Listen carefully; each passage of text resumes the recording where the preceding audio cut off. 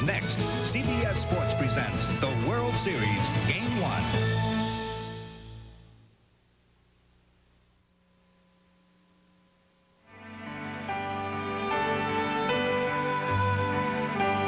Sherlock Holmes would have loved baseball, the source of countless mysteries. Nonsense, you say. The game is unassuming, almost innocent, played out in the open for all to see. In baseball's essence, you're either safe or out, and you try to score more runs than the other team before your outs are used up. And yet the mystery is there.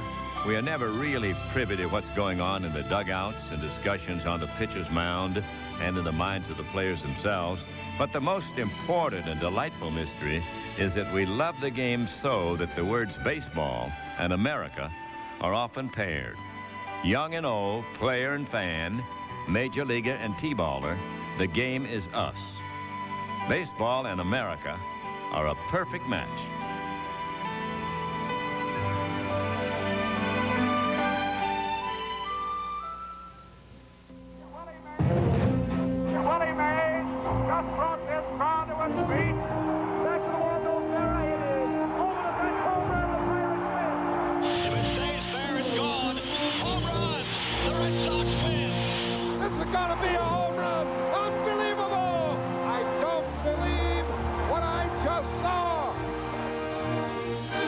Go ahead and pinch yourself, folks.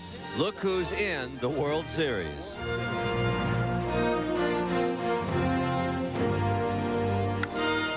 One year ago, they were dead last.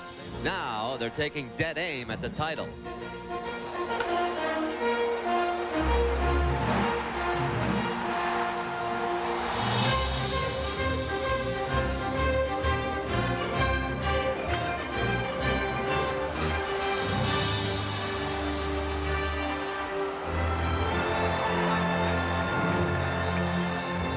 And if you think the Twins enjoyed a reversal of fortune, how about these Braves? Last year they were the doormats of the National League.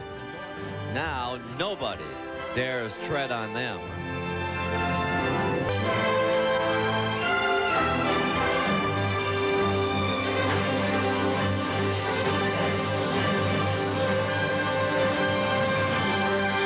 And does anybody have the right to celebrate more than these two teams who have rewritten baseball history? Well, maybe we do. That's because now we get to watch them play each other for the right to be called world champions.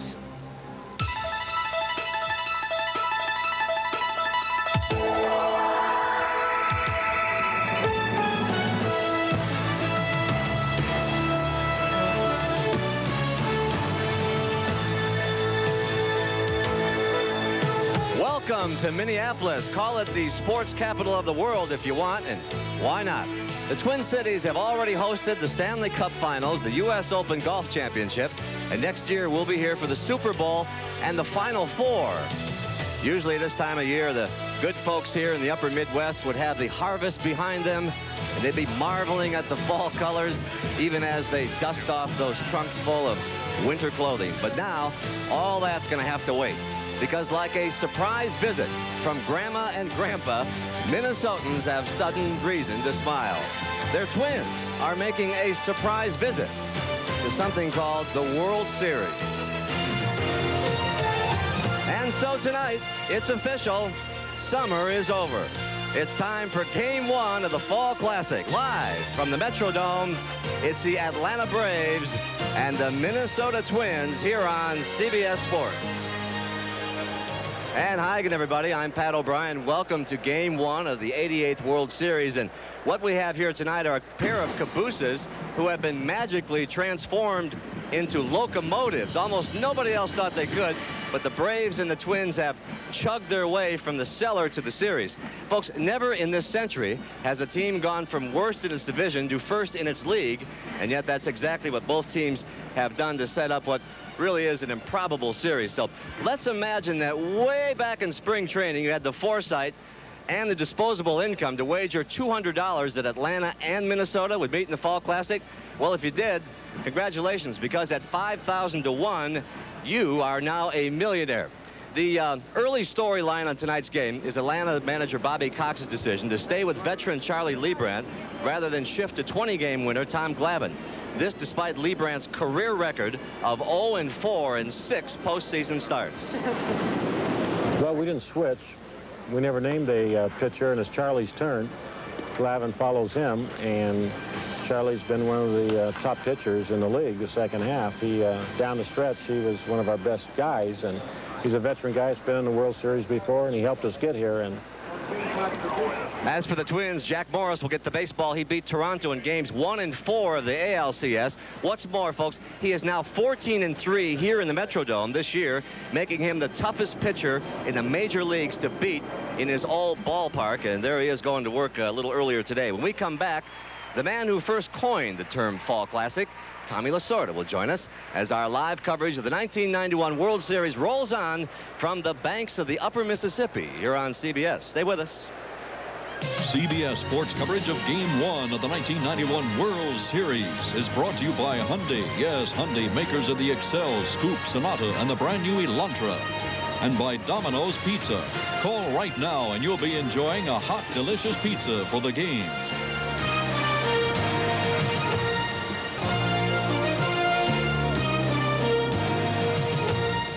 What you love about baseball is that it is a sport that bridges the generations. As we found out earlier today, Tom Kelly, the manager of the Twins, batting practice to Tom Jr., his 10-year-old son, and I'll tell you, he bats left and right, Tommy. He looks like a future Dodger. Right now, it's our pleasure to welcome not only a fall guy, but a man for all seasons, the skipper of the Dodgers, Tom Lasorda. And Tom, thanks for joining us again. Pat, it's great. It's exciting right here. Let's get right to work. Your thoughts on the pitching matchup tonight. What about sticking with Liebrandt? Well, Liebrandt is one of the pitchers that got him here. He's pitched in the American League. He's pitched in his dome before. So I think he's going to lead the way.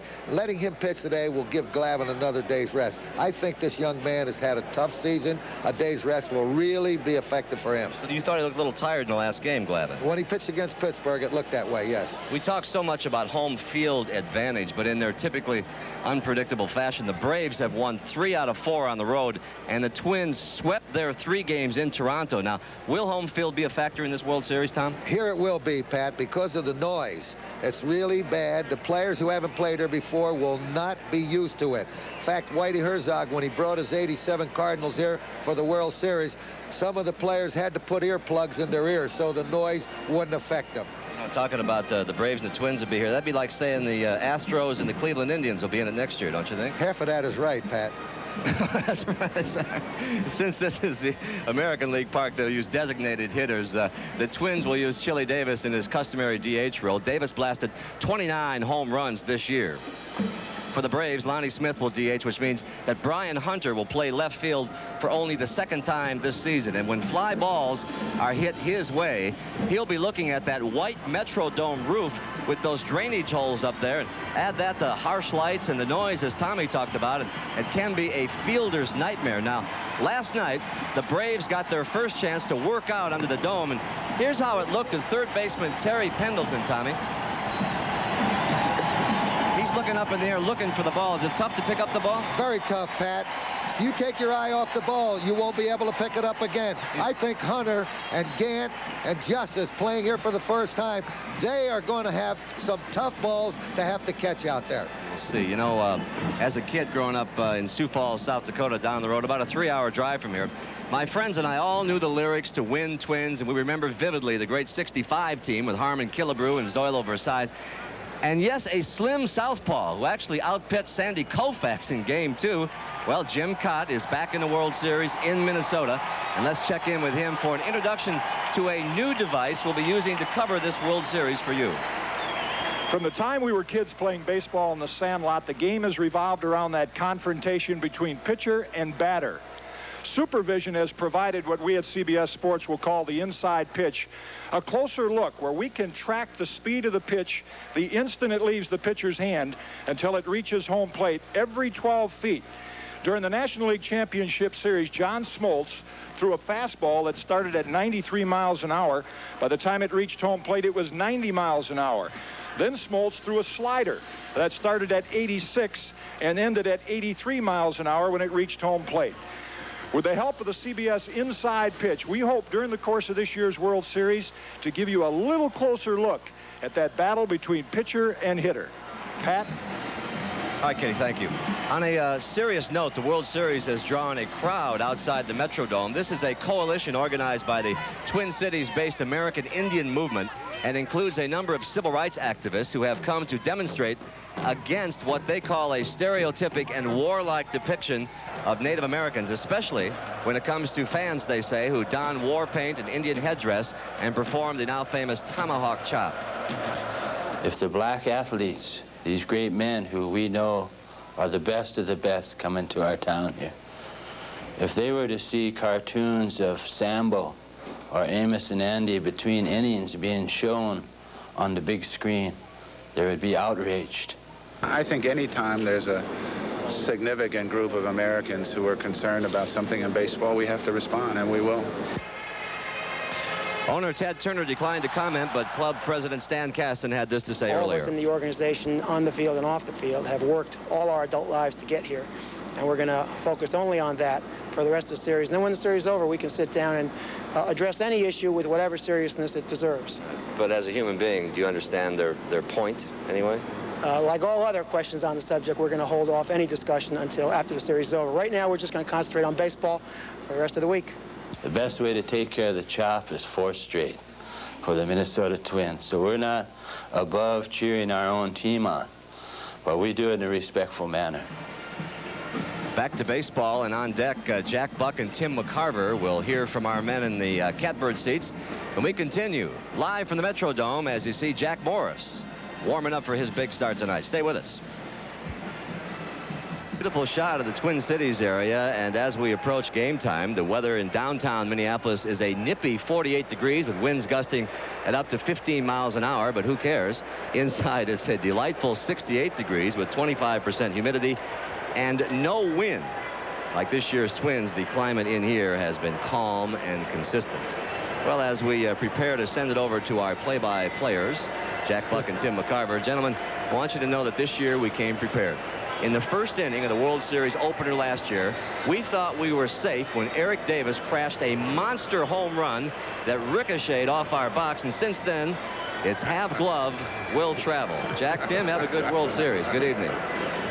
He's ready. Pat O'Brien is always ready. Good evening, everyone.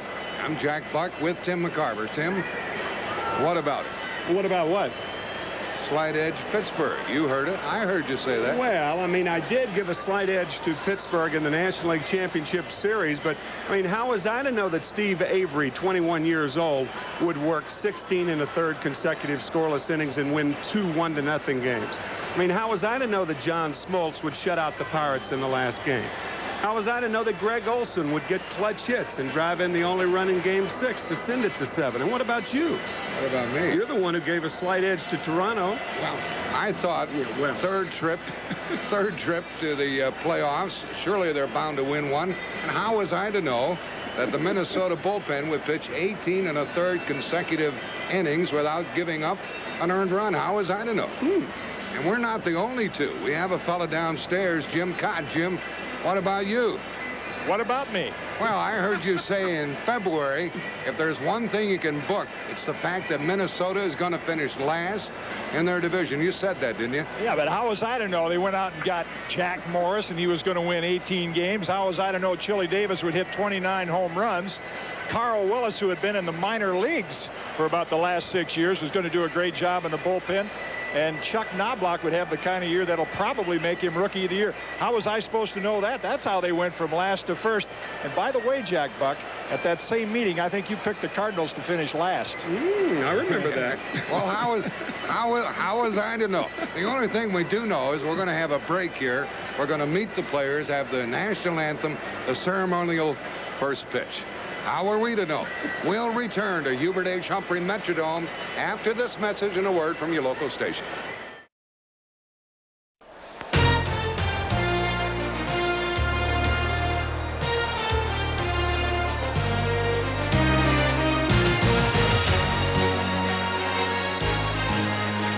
We're back here at the Metrodome. The heavy noise hasn't started yet, but it will.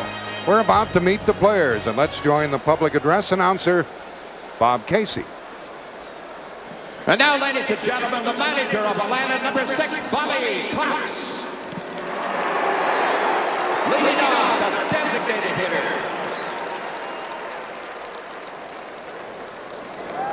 Number 27, Lonnie Smith.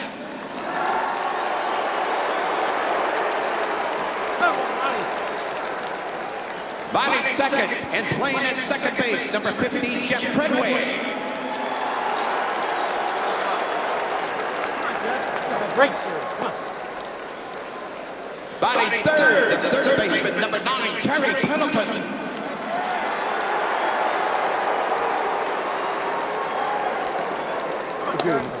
Batting fourth in right field, number 23, David Justice.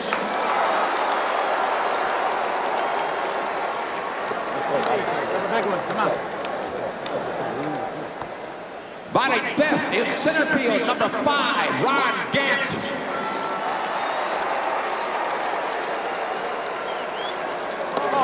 Okay, Ronnie, have a great one.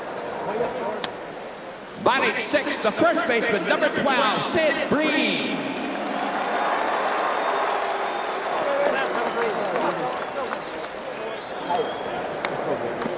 Batting seventh in left field, number 14, Brian Hunter.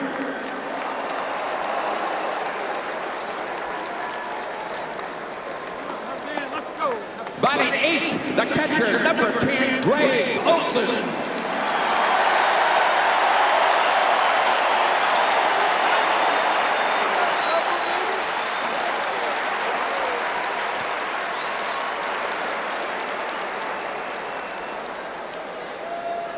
Batting ninth at shortstop, number 2, Rafael Balliard.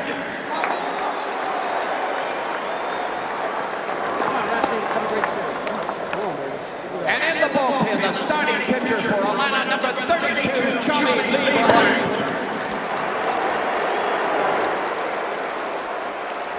And now, ladies and gentlemen, your 1991 American League champion Minnesota Twins. First, the non-starters, the coaches, trainers, and equipment men.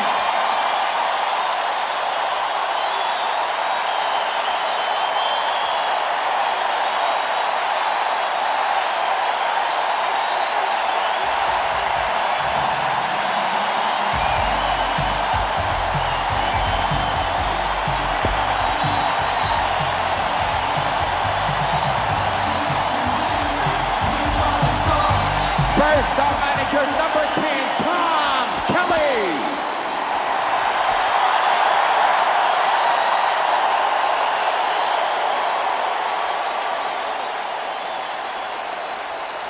Leading off in left field, number 32, Dan Gladden.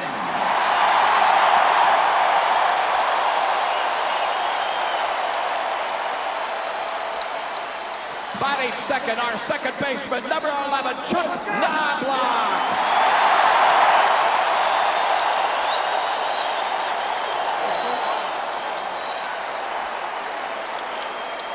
Batting third, in center field, number 34, Craig.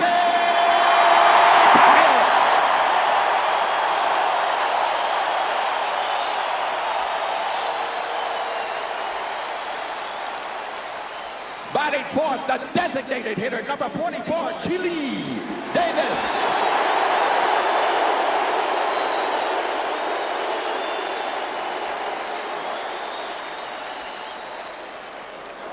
Batting fifth, the catcher, number 12, Brian Harper.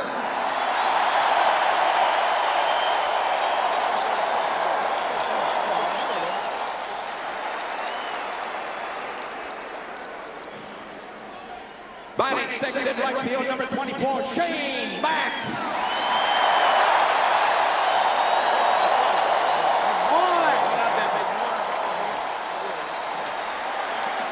Batting seventh, the first baseman, number 14, Kent Hrbek.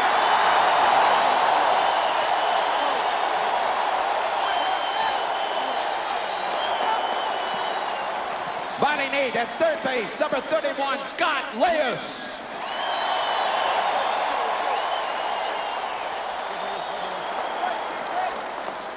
Batting ninth at shortstop, number 7, Greg Gagne.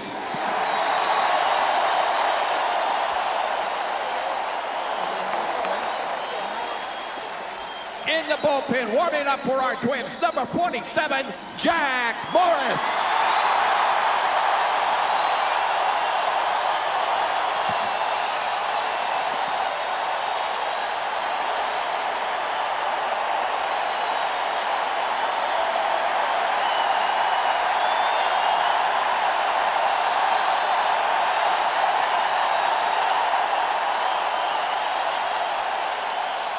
ladies and gentlemen, to honor America, we now invite you to stand and sing along as MCA recording artist Gladys Knight will lead us in our national anthem.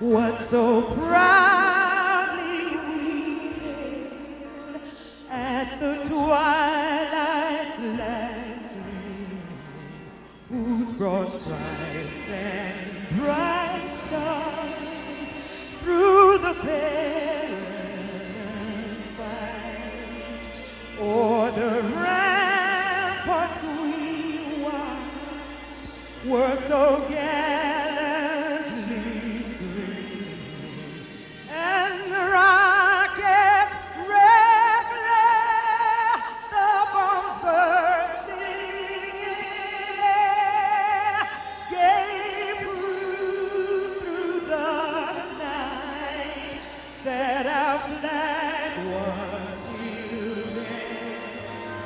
Oh, Satan, that star-spangled banner yet wave o'er the land of the free and the home of the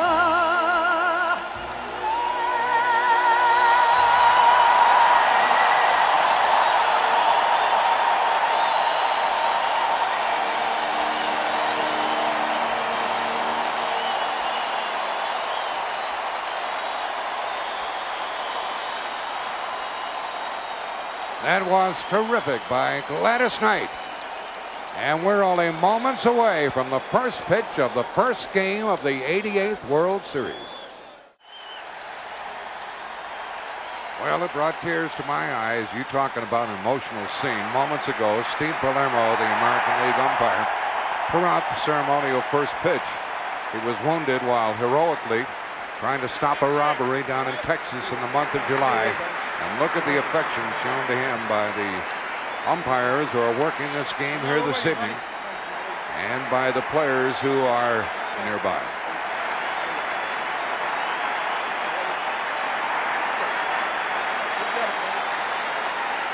He walked out there under his own power with the aid of those walking canes, and he was roundly applauded by the players when he tossed out that first pitch. We're waiting for the Twins to take the field here at the Metrodome. Tim McCarver, you talked about it. The tension was in the playoff, but there's plenty of emotion left over for this series. Oh, yeah, indeed there is. Since the start of league championship play back in 1969, most of the players, most of the coaches, most of the managers feel that most of the tension is in the league championship series. But as you said, there's still plenty of left over, as you can see.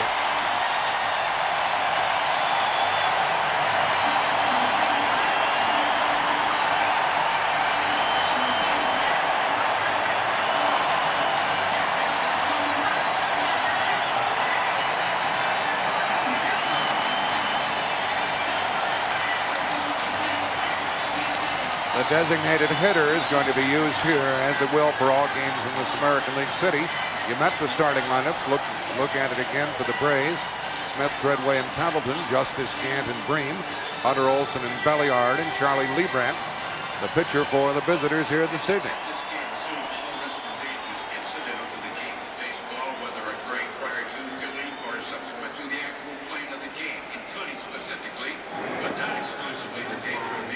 Defensively behind the starter, Jack Morris. In left field, Dan Gladden, formerly with the Giants.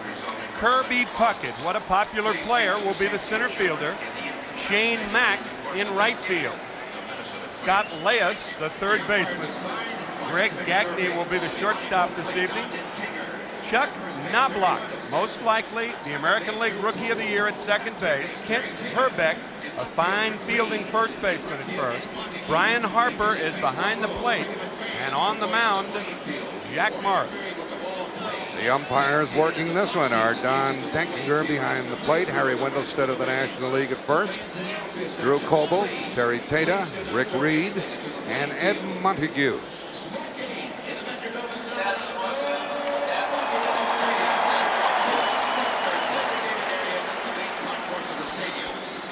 Let's glance around this Metrodome for those of you who have never been here or watched a game, and it's that ceiling that's going to cause a lot of concern. And Tom Kelly, the manager of the Twins, said, yeah, the Atlanta team's going to have some problems here.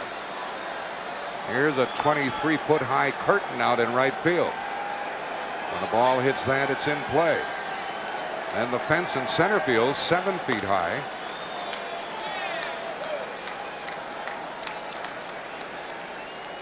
Then around in left field, they have added plexiglass to the top of the fence, making that 13 feet high. There used to be a lot of ground rule doubles here, and so they increased the height of that fence in left. Folks, dreams do come true. Jack Morris grew up in Highland Park near here, watching Jim Cott, Mudcat Grant, Bob Allison, and Harmon Killebrew play for the Twins, and he dreamed of doing the same. This year, he pitched the opener for Minnesota, started the All-Star game, started the first game of the championship series, and won 2 of them. It is a continuing dream for the Minnesota starter, Jack Morris. Only one other pitcher has done that. Started the opener, started the All-Star game, the League Championship Series first game, and the World Series first game, and that was Dave Stewart back in 1989 for the Oakland Athletics. Well, already here in the World Series, we have a record with Lonnie Smith leading it off. 4 World Series for Lonnie with 4 different teams, and the 3 previous ones have been winners. Here is the first pitch of the evening. And a swing and a miss to get it started.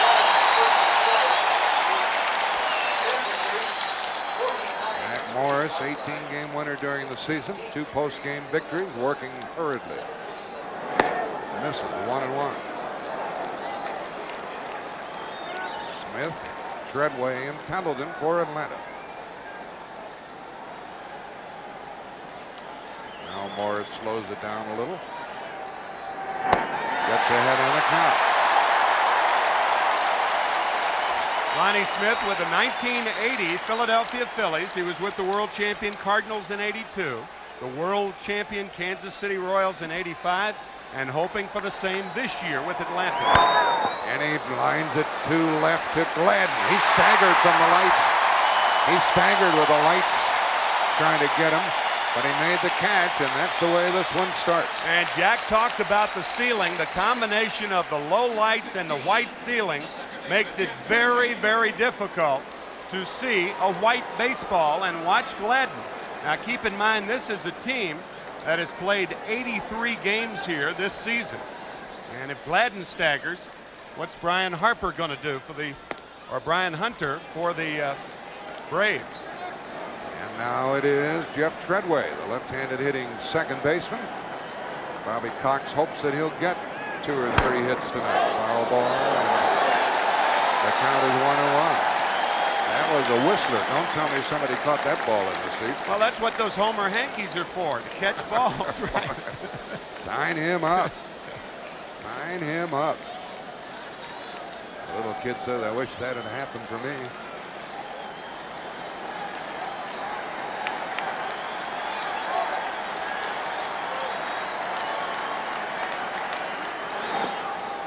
Two balls and a strike. Treadway has a bad right hand, which probably will necessitate a minor operation at the conclusion of baseball play this year. He started only 1 League Championship Series game and only 1 of the last 15 regular season games. And a foul even today. 2-2. He is the offensive part of the tandem that platoons more or less at second base. Mark Lemke the other. And between the two, they drove in 79, make that 77 runs this year. Second for that position. There's Mark Lemke in the top row next to the last.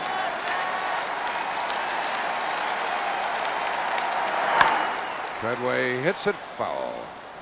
This Atlanta batter, well known to the folks down in Georgia. Treadway lives in Griffin, Georgia. They'll be after him for tickets, won't they? There's the skipper of the Atlanta Ball Club, Bobby Cox. He was named Manager of the Year already in one circle. And there's Tom Kelly. Second pennant for him as the manager of Minnesota.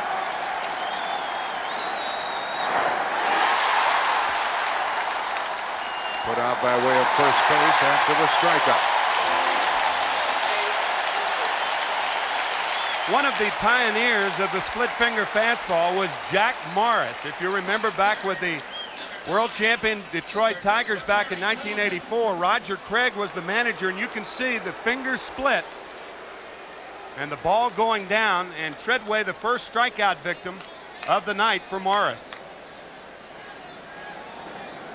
Harper had to throw him out. Here's Pendleton. Hits one to Gagne. High but out. Down in order to go the Braves. Up come the Twins. You'll hear some noise now. No score after 1/2 inning.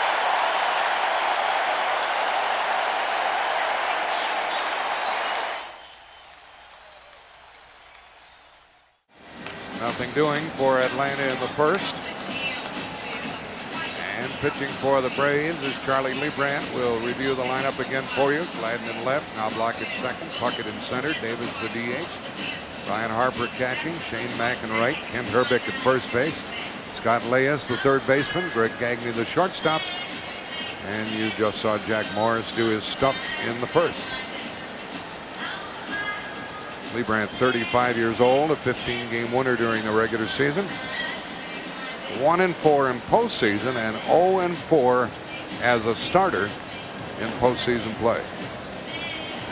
Defensively for the Atlanta Braves, we mentioned they could have problems. Brian Hunter, only his second start of the year in left field. Ron Gant will be the center fielder. Over in right field will be David Justice. There's David. Terry Pendleton at third base.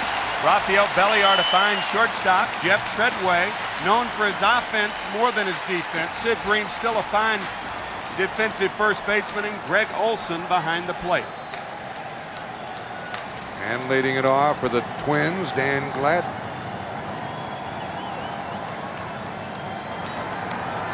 Gladden had 6 hits against Toronto in postseason. Many years ago, he tried to force his way into the lineup of San Francisco.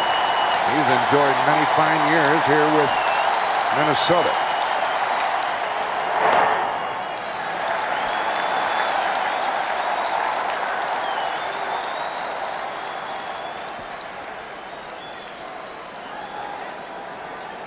Contrary to the menacing Jack Morris, Leibrandt looking rather professorial out there. What do you think, Jack? And he pitches in a rather cute fashion, and he gets a strike. 1 ball, 1 strike.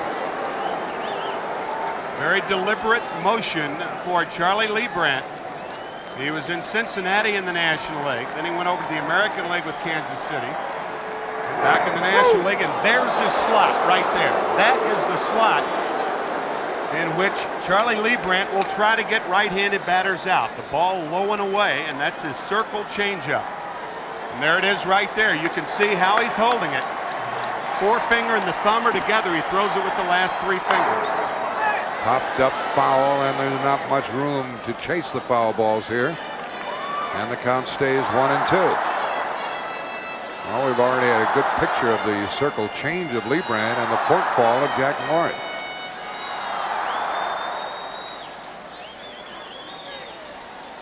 He's wax in the ear or cotton in the ears because these spectators torture each other with the racket they make. It's where the noise goes.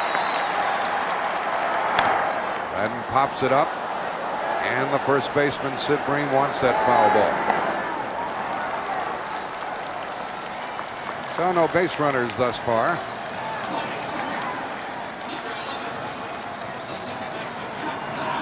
Let's take a look why it is so difficult to see a baseball against a white background. No problem there for Sid Bream. But there could be before this series is over, especially the first 2 games that will be played here. And then next week, Tuesday, Wednesday, and Thursday nights will be games 3, 4, and 5 if necessary in Atlanta. Chuck Knobloch had a terrific season for a rookie. Batted .281. Continued his good hitting in the postseason. Looks at a strike.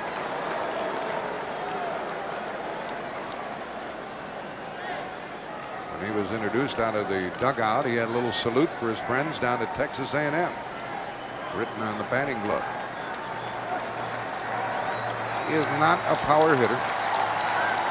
Hit only 1 home run this year.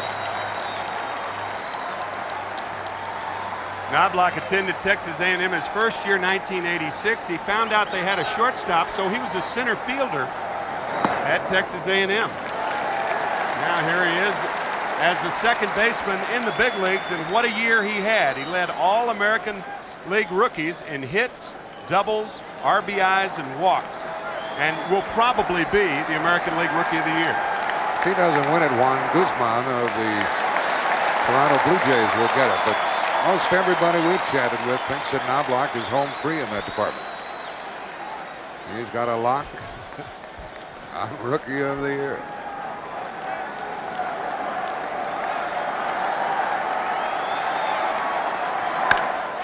Base hit, first of the night.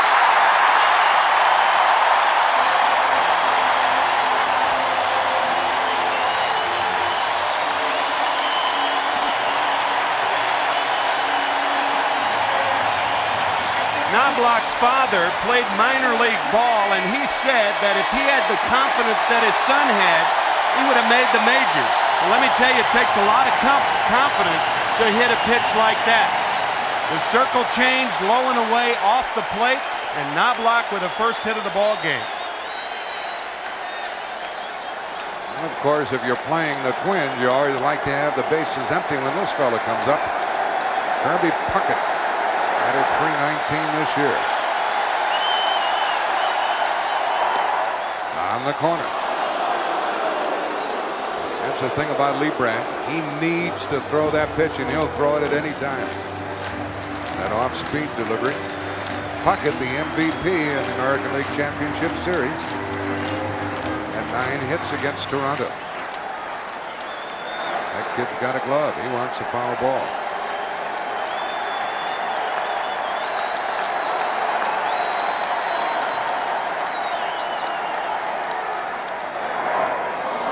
In the dirt, the runner halfway goes back.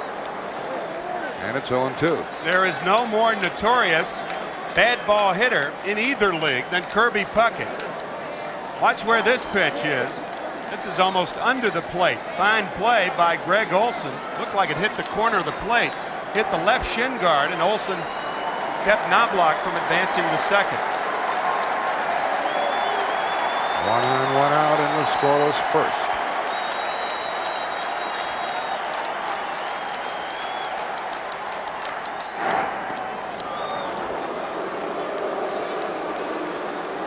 Probably saying from the Minnesota bench, he's got a better one.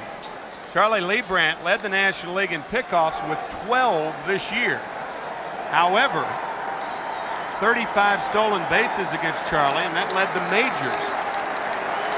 So once they get him figured out, they take advantage of it. Right, high kick. Out of play off the bat of Puckett, and it stays 0-2.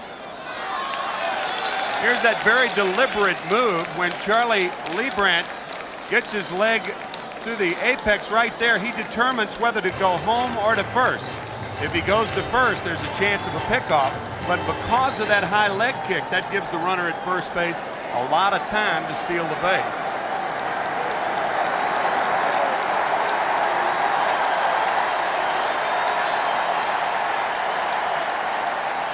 There goes the runner. A strikeout, and the runner down to second base with 2 out. Now, we talked about the high leg kick, not even a play on Knobloch at second base. Knobloch with 25 stolen bases. There's that leg kick again. Knobloch guessed right and has second base stolen as Puckett swings through another changeup. So the runner at second, 2 out.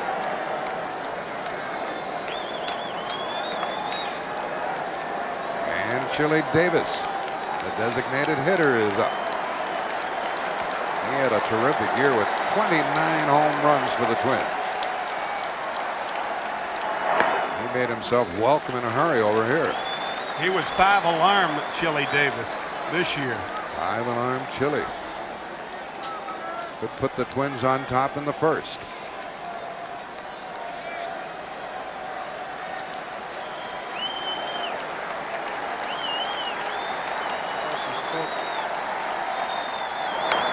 Back to the pitcher. 1 left for the Twins, and we have a scoreless first inning in the first game.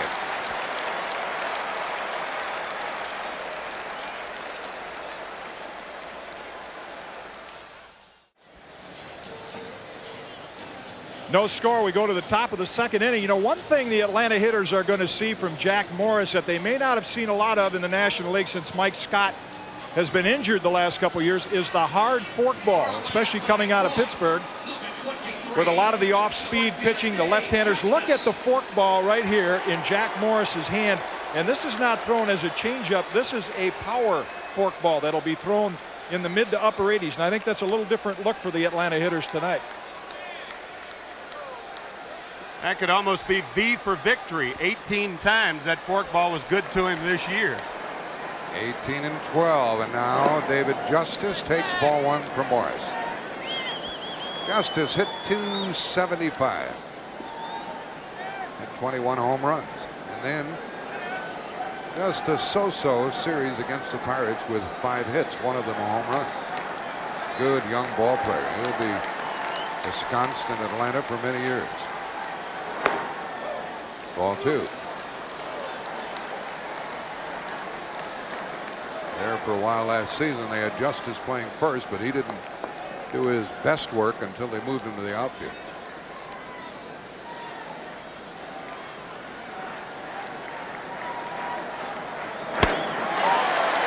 He can blow it by you, 2-1.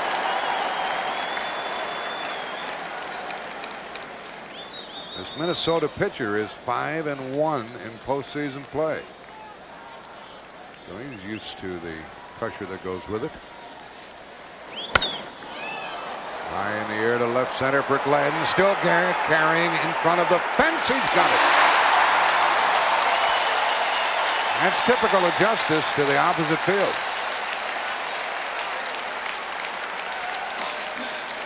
Bobby Cox telling us before the game that David trying to pull the ball a little bit too much in the National League Championship Series. You see that front foot? When that front foot points toward first base, he's pulling the shoulder out also, but he still hits this fastball well to left center field, and Gladden at the track makes the catch. So 4 in a row set down. Time asked for him by the batter. This is Ron Gant. You talk about a pull hitter. And they'll keep the ball away from him as much as they can. 4 in a row by Morris. Lightning fast inside. And that's why, as Jack said, the breaking ball away. If Morris comes inside to Gant, it will probably be off the plate. And that's strike 2.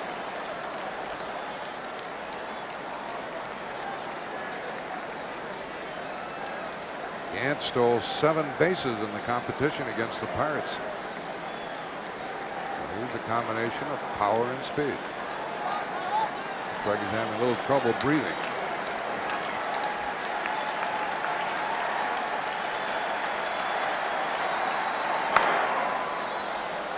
Still 0-2. Tim, you mentioned you thought that against the Pirates he was swinging kind of flat-footed. Yeah, his triggering mechanism is starting too late. He's got his hands, he's carrying his hands up too far, I believe, and that makes him come back too far. And that was a hanger right there, and you can hit the off-speed stuff, the mistakes by the pitcher, but you can't hit the good high hard fastballs that Morris features, among other things. you'll see Gant just picking that left foot up and putting it down. It's a very odd approach to swinging. Another foul. Jack Morris had a very, very bad cold, a lot of congestion in the chest. And his manager, Tom Kelly, said he was very ecumenical about it. He spread it around to everybody. He said half the club is sick. Same is true with the Atlanta Braves.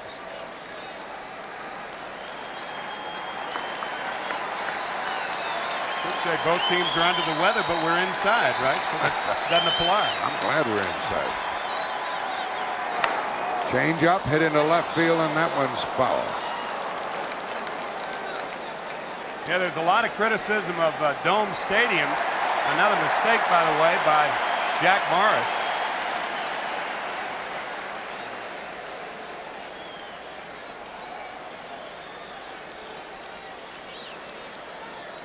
And Gant pulls it foul. Not a lot of criticism of dome stadiums now, though. It was 23 for the low yesterday in Minneapolis. And another foul. Gant has swung at everything that Jack Morris has thrown up there.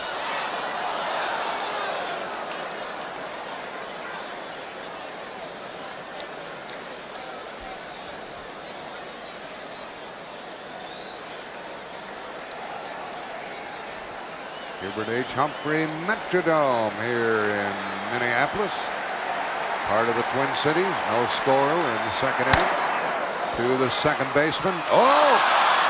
This is a very bouncy turf, and Knobloch got fooled by that one. He thought he was going to get it. A hit for Gant. When Ron Gant first came up, Jack alluded to the fact that Gant was a pull hitter. And this ball squirts away from Chuck Knobloch. Watch it bounce and bounce away from Knobloch. Ron Gant during the season had 9 base hits to right field while having 100 base hits to left field. So that's an unusual placement for him, and he is a threat to run, and they do intend to run against Jack Morris. Now the batter is Sid Bream. 1 on, 1 out, and 1 hit for each team.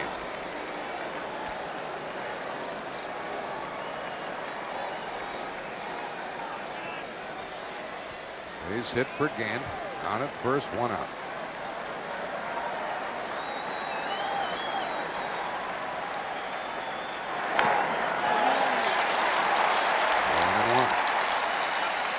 Official scorers here tonight are Tom Mee, who is the regular season scorer for the Twins, Red Foley from New York, and Dave Nightingale of the Sporting News. I know some scorers who would have given Knobloch an error on that ball. Now that ball had so much spin on it, and when it hit the turf, to me it was clearly a hit. Got to watch Gant.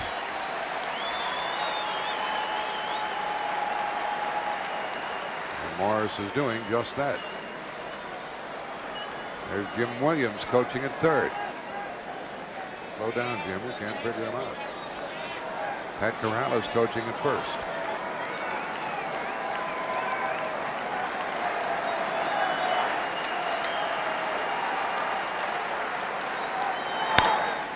Sid Bream hits one that's playable for Gladden in left. 2 out.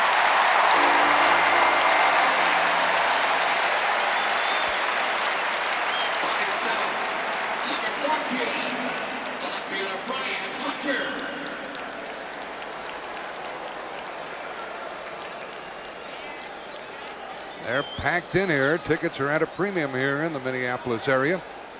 And we're at the Metrodome with, well, we don't know what the figure will be, somewhere between 50 and 55,000. Stepping in is Brian Hunter, one of the heroes of the Atlanta victory over the Pirates. Drove in 4 runs in the postseason. And flops back in, and he's more likely than ever to be running now with 2 out and the left-handed batter having been retired.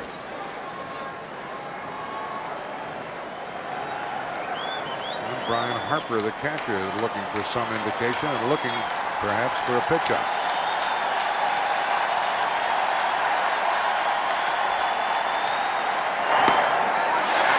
And for a strike. asked Tom Kelly before the game, who calls the pitch outs? He said, I do. I said, who calls for the throws to first base? He said, I do. And that's why Harper was looking in the dugout to Tom Kelly. And looking again. Too big a lead for Gamp, but he's going, and the ball hit back to the pitcher. And the Braves have not scored in 2 innings. They get a hit, they lead 1 after an inning and a half. No score, wave those Yankees.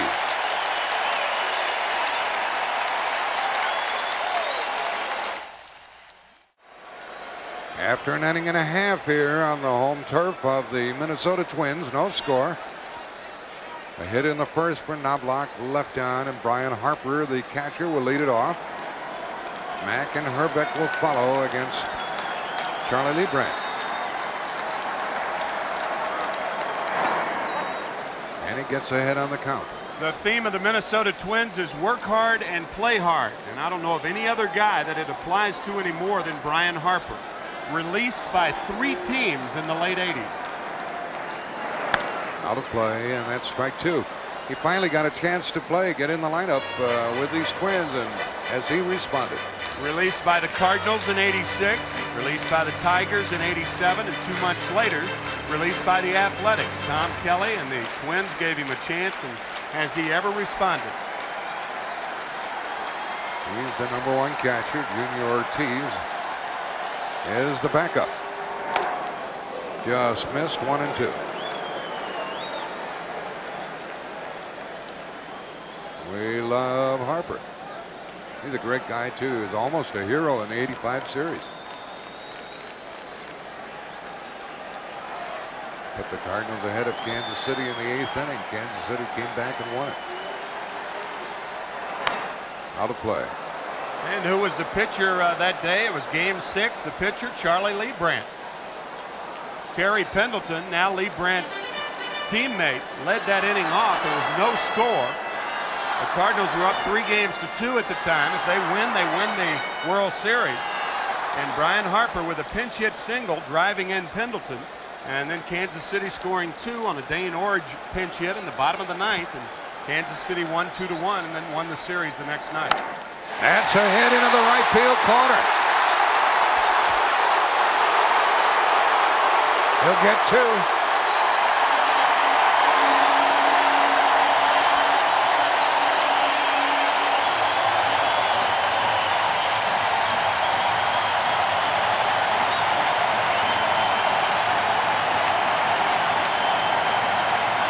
When you take the right approach to hitting, good things happen.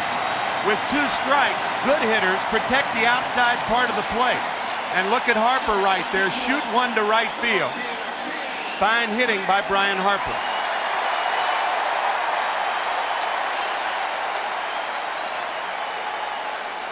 Justice got it back in, and we'll see if the Twins take advantage of the leadoff double.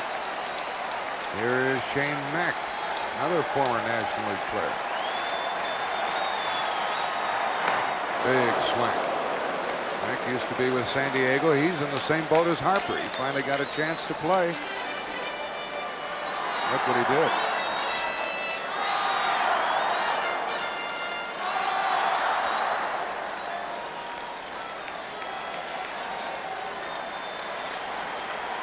Mack drove in 1 run against Toronto in postseason.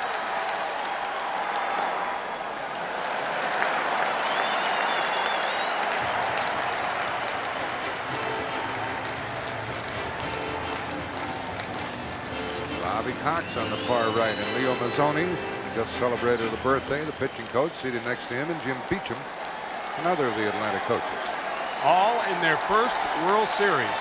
That's great, isn't it? Sure is.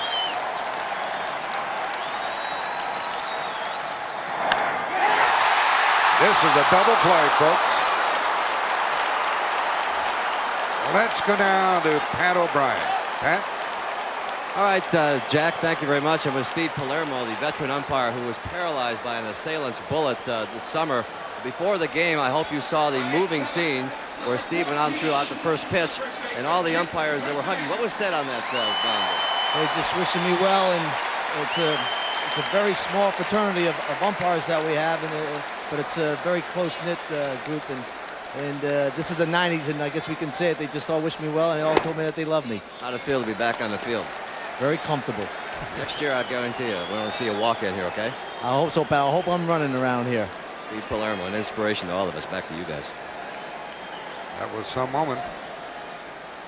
2 men out in the inning, and a half swing and a ground ball for Treadway. I hit a double play, nobody left. We played 2, no score.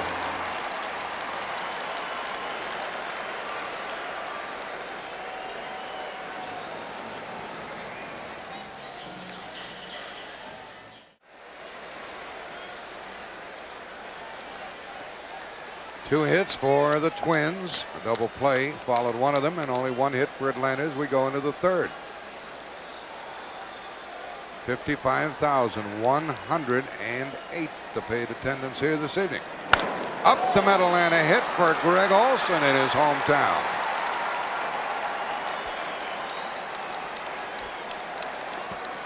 Greg from Edina, Minnesota. He lives 20 minutes from the ballpark. He drove to work today on the road. He said yesterday when he got in town, he went pheasant hunting at about 6:30 in the morning. He wanted to give his dog some work. And here he comes the next night. He singles up the middle on the first pitch.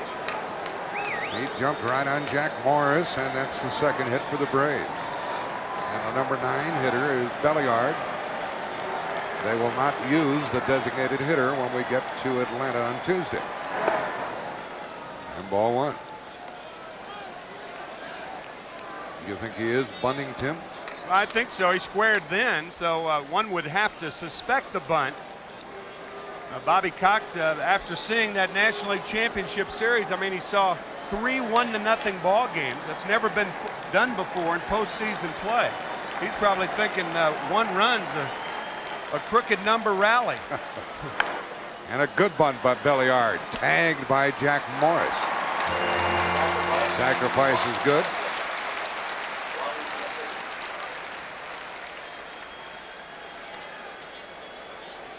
Belliard is not a strong hitter, even though he hit 249 on the season. Not a lot of power. Morris decides to take it himself, and Olson moves to second base on the play. Most pitchers prefer to keep both hands on the glove and ball, but Jack Morris didn't, held onto it nonetheless, and we're around to the top of the order.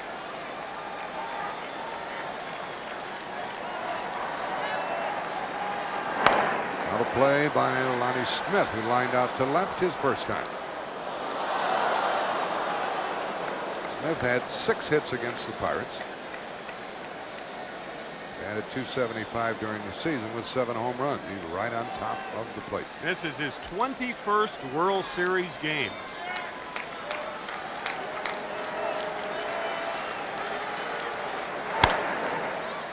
To deep short, cut off by Leas. Good play.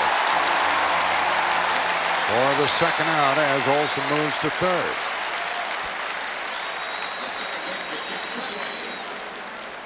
Third baseman on the artificial surface can play deeper if they have a good arm. A fine play by Leas. Olson moving to third base. Ball gets to you a lot quicker if you on the artificial surface. You can see Olson moving to third there. Treadway fouls one. Well, they have Jeff Treadway in the lineup for hitting purposes. Lemke's a better defensive player. And Treadway will try to put the Braves on top here in the third. It takes a 2-out hit.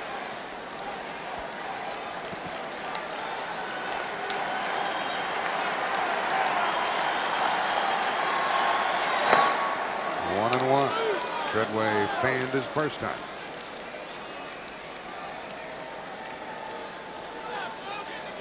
Olson at third, 2 gone.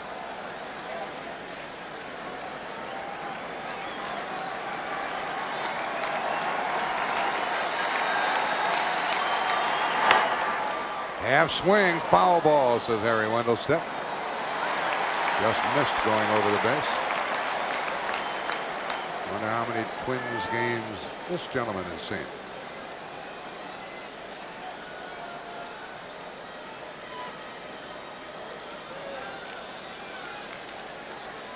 This pitcher has been a free agent a couple of times.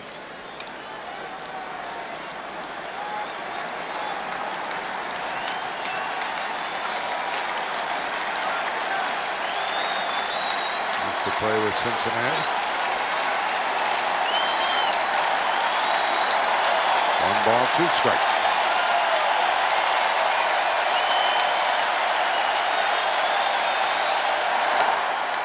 Two and two.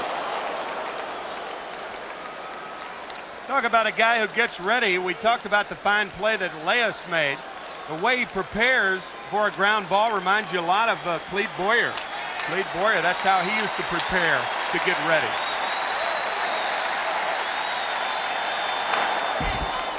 Stays 2 and 2. Anticipation is a big part of playing the infield. You anticipate every ball, every pitch that's thrown to be hit to you. Don't want to be caught by surprise.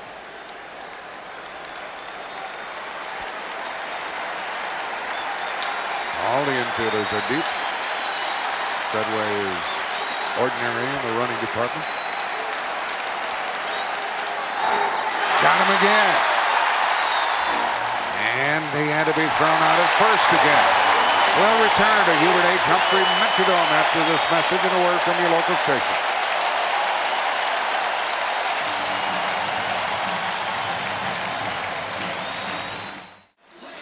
The Twins come to bat in the bottom of the third. No score. 2 hits each clock. And the number 8 hitter, Scott Leas, will lead it off. A .286 batter during the year. Platoons at third base with Mike Pagliarulo.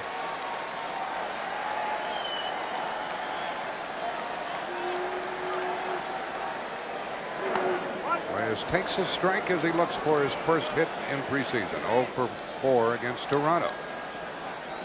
Keeping score and going to keep that scorecard as a memento, you can be sure. 1-1.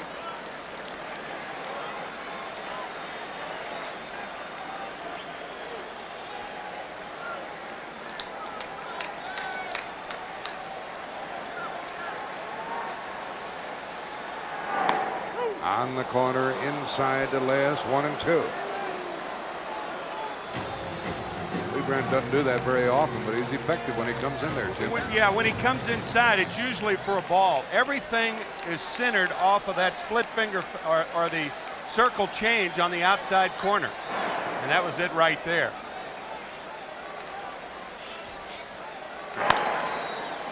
Foul pass third base by Scott Leas. Speaking of football, the World Series in this facility here in October, and next January the Super Bowl. It'll be the first time that the Super Bowl and World Series will be played in the same season in the same facility. Well, Mr. Lieberman has run it to 3-2 on Leas.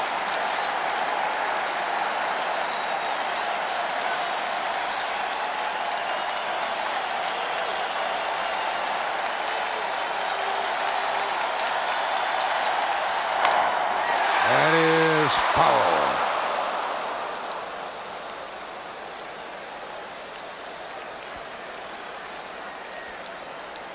We saw Greg Olson with a single up the middle.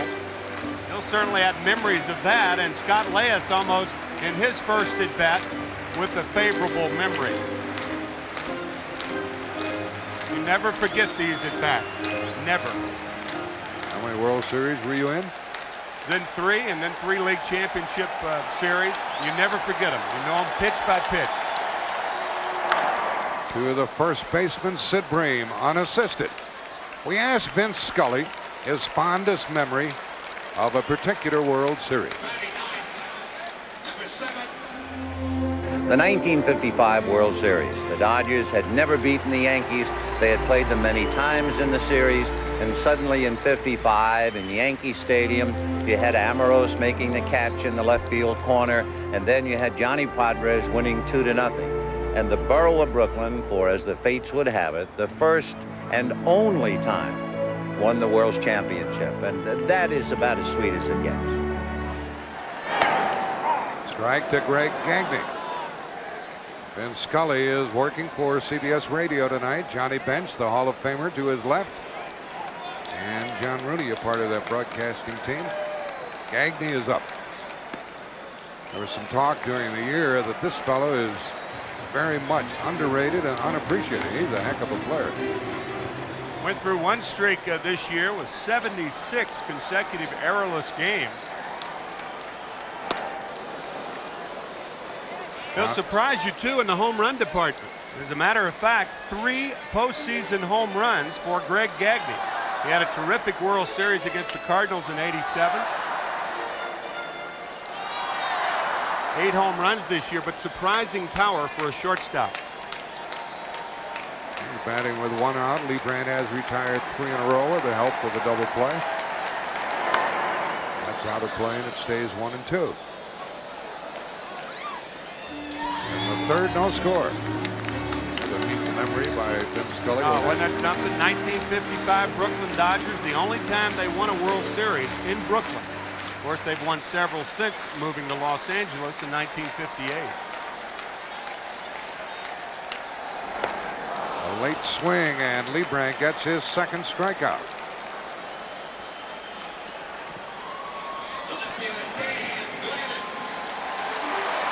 A lot of hitters get to looking for that changeup, and then you can blow the fastball by them. And Gagne late on the high fastball. As slow as the fastball is. Yeah, but when you're looking for that changeup, that fastball picks up in speed because of what you're looking for. Top of the order. Gladden in a change to start him. Ball 1.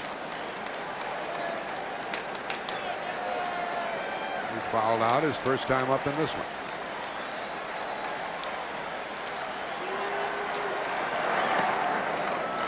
Ball 2.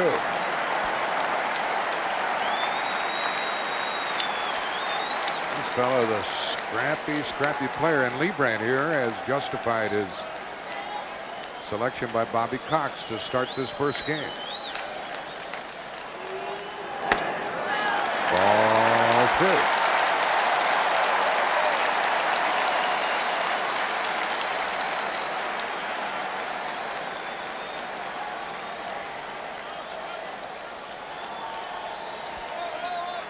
There's been no walks in this game, but there is one now.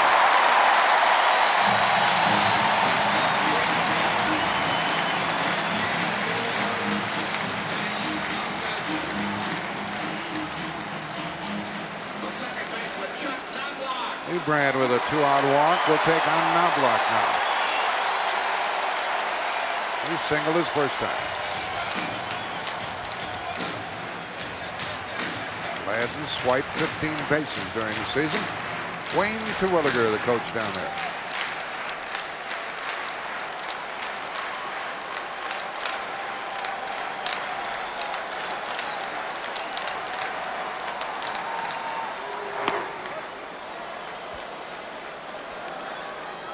Gladden off with 1 foot on the rug then.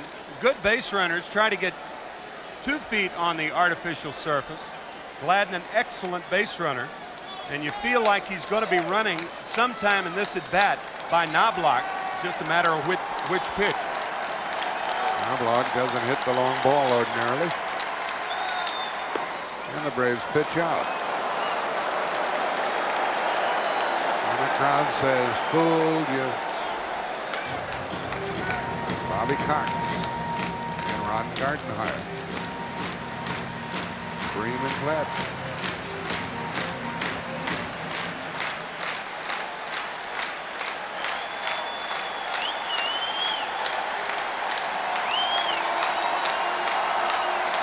Another change coming.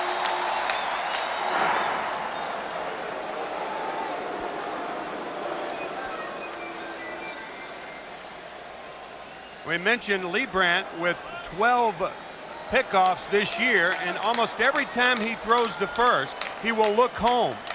You don't look at the runner when you're throwing to first. You look home, and that's another form of deception.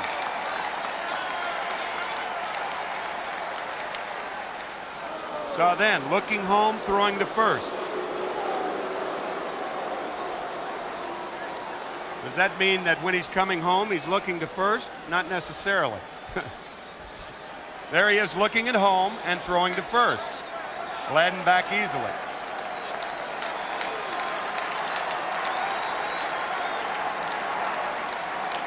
Runner going. Too late.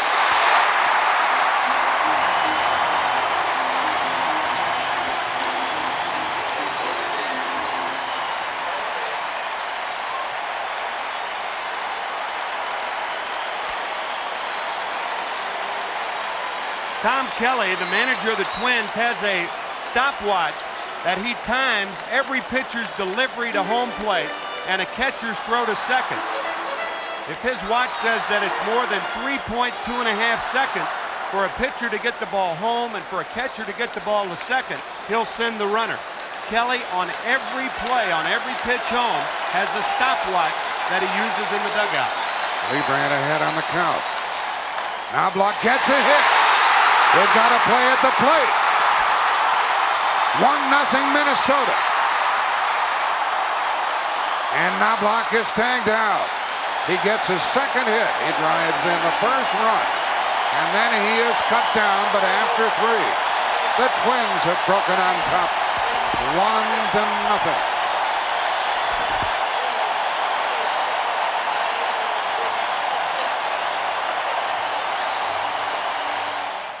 It looked like the fastball was inside from Lebrand. Knobloch going the other way. And Treadway trying to knock the ball down to prevent Gladden from scoring. Justice's throw is low. It's cut off by Bream. And Bream in the rundown gets Knobloch. And here's Chuck in the rundown, cut off by Sid Bream. Sid said with the nature of that throw, there's probably no play anyway. He throws it to Belliard, and Belliard on the tag. Pendleton is up. First pitch of ball. Now it's 1-1. They put out on the hitter Knobloch went 9-3-6. A walk, a stolen base, and a 2-out single. 1-0 Twins. Pendleton grounded to short his first time.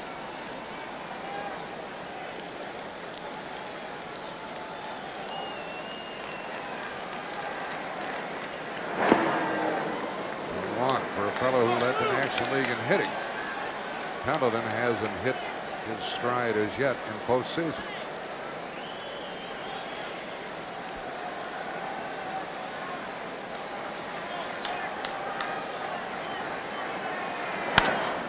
And Morris knocks it down. Good play.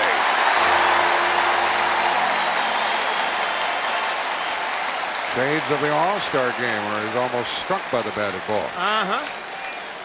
Happened in the first inning up at Sky Dome in Toronto. He picks this ball up with the palm of his hand, and then it kind of trickles down to his fingers so he can make the play. See him grip it like a palm ball, and he throws Pendleton out. Nice play by Jack Morris. Pendleton 0 for 2, 4 in a row for Morris. And David Justice comes up looking for his first hit. He sent Gladden to the wall his first time.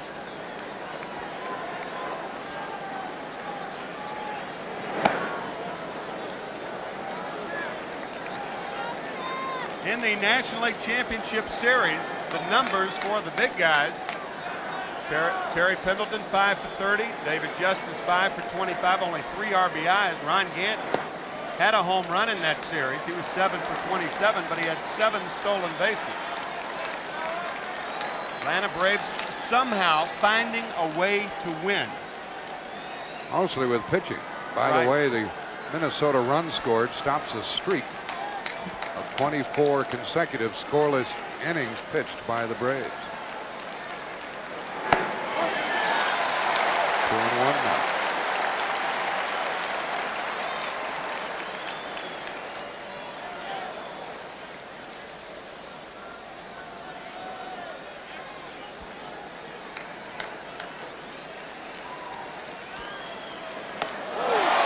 Off speed and in there. Mentioned Jack Morris, Jack, earlier, 5-1. The only game he lost in postseason play back in 1987 to the Twins. And the splitter right there stays up in the strike zone, but clearly a strike. Now 3-2. Looked like Justice said something that caught the attention of the plate umpire on that last strike that was called.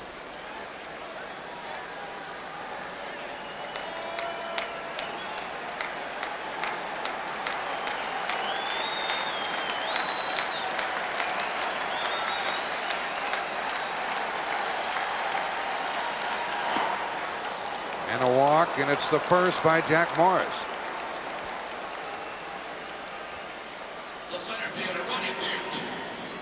Let's join Jim Cott down below.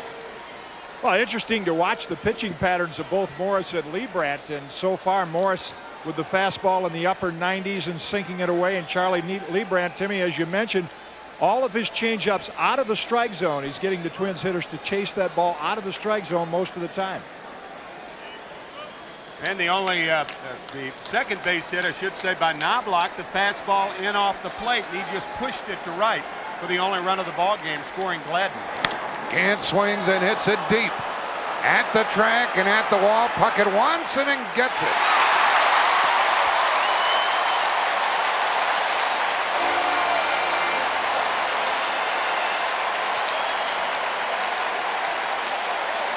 Ron Gant just misses it. Out on the end a little bit. He thought he had enough of it. But this being their first game, they don't know how well the ball carries. And Kirby Puckett tracks it down. So 2 near misses by the Braves. One on a ball hit by Justice in the second, and now on a ball hit by Gant. And saying, how far do I have to hit one? In Atlanta, that probably would have flown out of here. Yep. Launching pad down in Atlanta. The green fly to left his first time.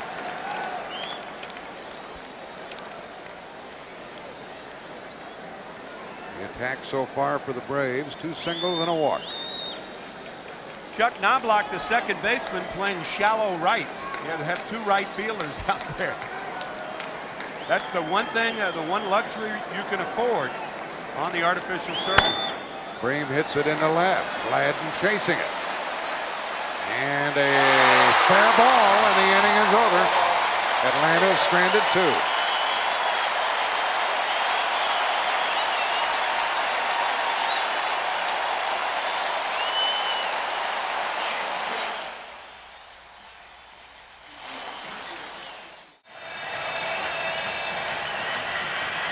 Twins scored a run in the third, then bat in the fourth. Kirby Puckett leading it off against Charlie Liebrandt. Puckett fanned his first time on a bad ball in the dirt.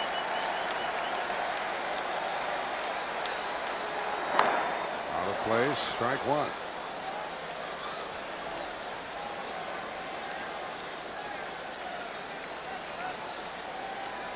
.406 batter against left-handed pitching this year. .406. It's not bad, is it? Not bad. 1-1. Talked about the big 3 of Atlanta. What did the big 3 of Minnesota do during the ALCS? Kirby Puckett, the most valuable player. Chili Davis, 5 for 17. And Kent Hrbek did not have a good series offensively. 1-2. Puckett swinging at a lot of non-strikes. We shall see. Puckett will park it.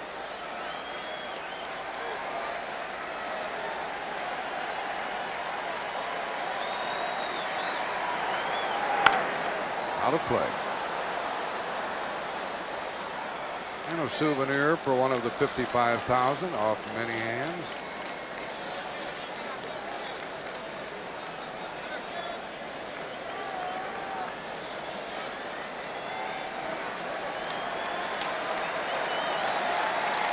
Very comfortable inside here at the Metrodome.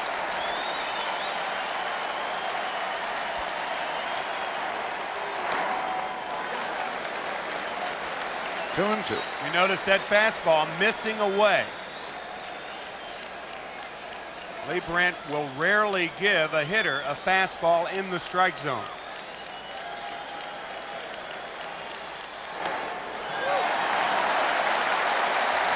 Puckett laid off that one, 3-2.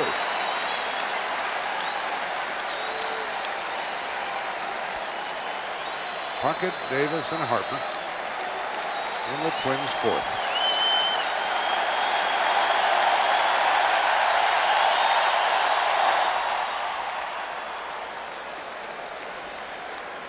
Another change despite the 3-2 count. Joe Torre, the manager of the Cardinals, talking about Leibrandt. And Puckett indeed does have power. Talking about Leibrandt, saying that he would rather bite the head off a rattlesnake than have you hit a pitch in the strike zone.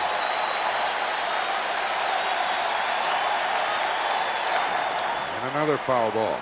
Another cue shot. Like being smothered in a feathered bed, you know, facing Leibrandt. He's allowed 3 hits. Walked a man, and that man scored.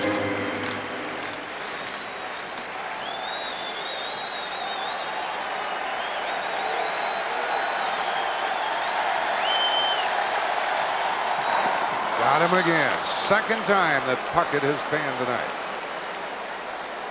3 of them for Leibrandt.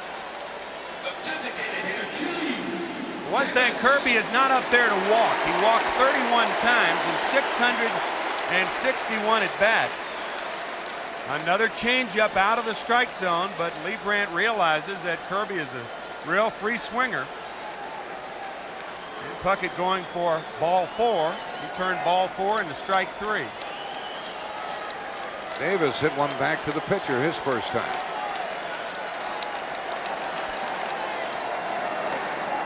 That's in for a strike.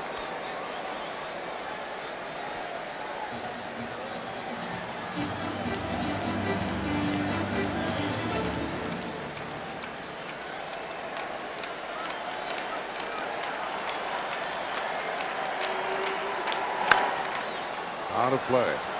And strike 2 on the young man from Jamaica, Chili Davis. One of 3 free agents signed by the Twins during the offseason. Jack Morris, the other, or one of the others, Mike Pagliarulo, who will probably have to wait until Wednesday to start when John Smoltz, the right-hander, starts for Atlanta at Fulton County Stadium in Atlanta. 1-2. Tom Kelly said the way that the bases on which they selected the free agents had to do with the work ethic of the people involved.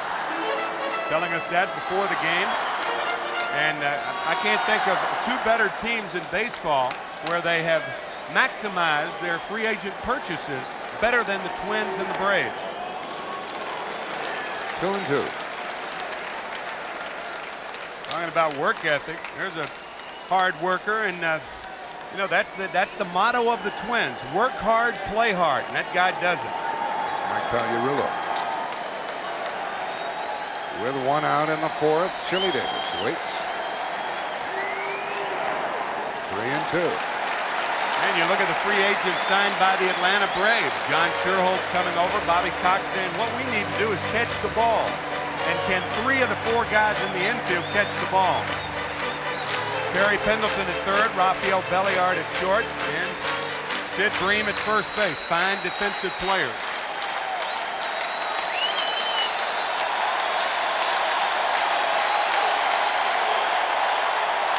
Davis hits it to Pendleton for the second out. Leibrandt's had the atom ball going for him this evening.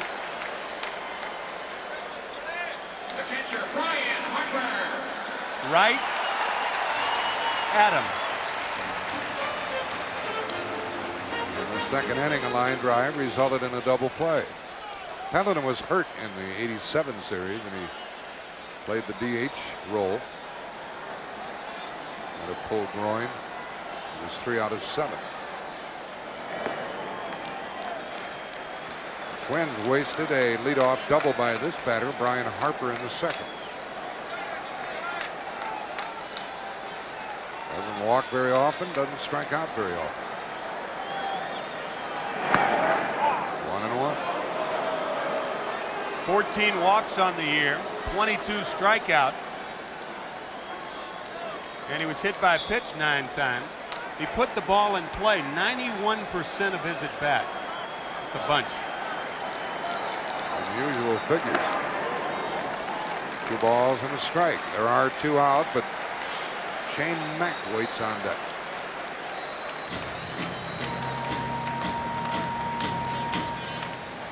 Home half of the 4th, 1-0 Twins.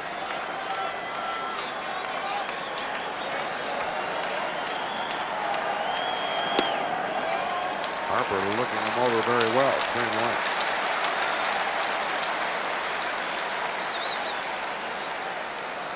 Almost seems when you go against Liebrandt, if you don't swing the bat, he'll put himself in the hole. He likes to get you out of the strike zone. And another hit for Harper, his second of the night. That's an interesting point that you just brought up, Jack, because if you are patient early in the count with Liebrandt, you're apt to get a fastball that you can look for. And here's the situation, 3-1 the count, a fastball on the outside corner, and Harper again showing how good he is at hitting the ball the other way. His double was down the line, his single is to right field. What a vastly improved player he is since we saw him in the National League. Harper runs the bases. He is rather slow of foot, and the batter is Shane Mack. With 2 out, strike 1. Mack lined into a double play by way of short his first time. Shane from Los Angeles, and he grew up on the same street as Chili Davis. He grew up a block apart, and here they are playing in the World Series together.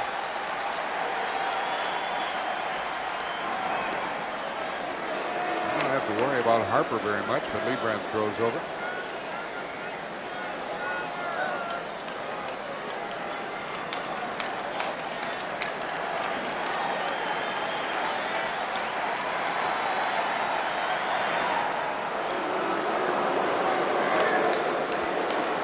Harper's probably saying, why is he throwing over here? What a compliment. Yes. It's one stolen base all year.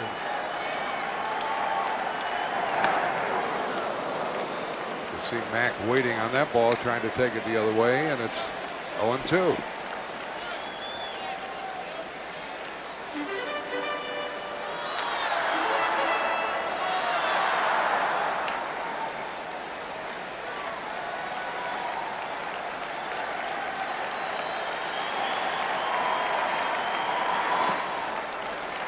One and 2.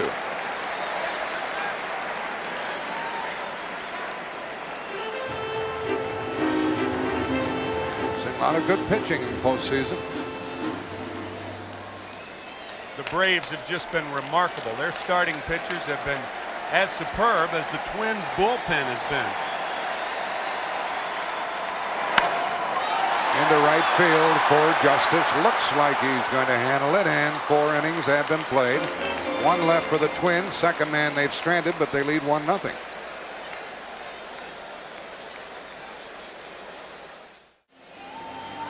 Well, the Twins up 1-0, but Charlie Liebrandt, I mean, it's a bird, it's a plane, it's supervision. This is some high-tech baseball, and he is pitching exactly the way Twins hitters thought he would. The fastball starts out no higher than 83, usually out of the strike zone, ends up at 80 when it gets to home plate. Now watch the slider. He'll run it in on right-hand hitters. It'll start at 79, finishes at about 74. Timmy, here's the pitch you're talking about.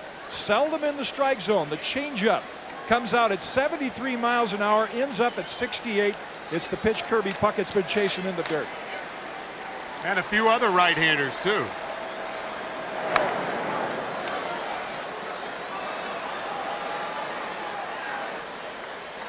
There is Charlie.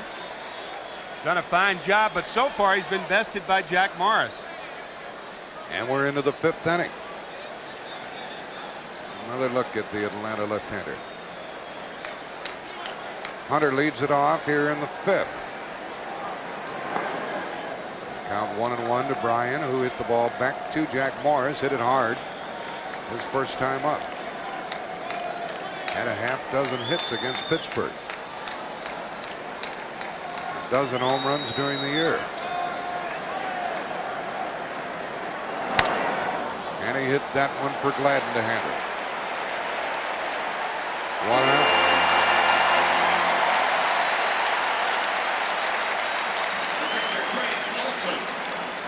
Charlie Leibrandt, by the way, one of 3 left-handers for the Atlanta Braves that won 15 ball games this year. The only 3 other teams in this century that have had 3 left-handers with 15 or more wins: the 1917 Giants, and then the 74 Baltimore Orioles, and then the 1980 Yankees. Greg Olson, he's been feeling his oats here in postseason play. He had to hit his first time.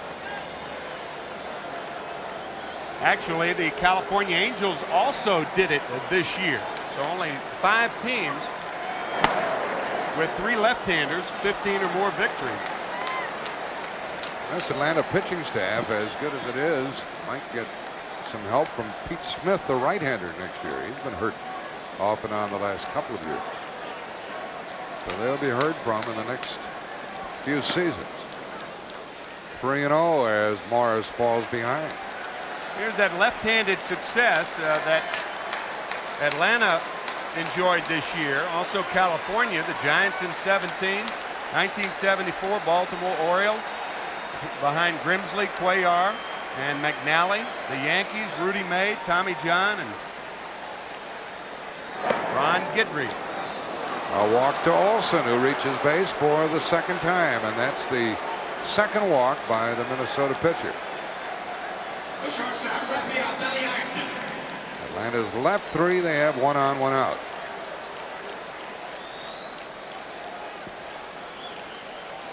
What kind of pitching will we get from the Braves if this series goes 7 games? We'll probably get 6 left-handers. John Smoltz will be the only right-handed starter for the Braves. And that was dictated by Smoltz pitching the clincher in Pittsburgh on Thursday. Right to Belliard. It's a lot easier to clinch early, as the Twins did. They clinched last Sunday in Toronto, but it took Atlanta until Thursday to clinch, and then they flew in all night, arriving about 5 o'clock on Friday morning. They worked out last night. If any team is fatigued, it's the Atlanta Braves. Belliard, who sacrificed his first time, has a strike 2 count. And Minnesota had ample time to put their ship in order. Jim Williams gives the signs to Belliard. He's not going to be able to do much with an 0-2 count, and Olson not a fast runner on at first. He's swiped 1 base this year.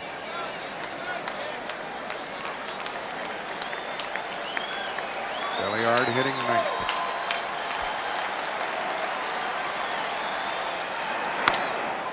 Double play ball maybe.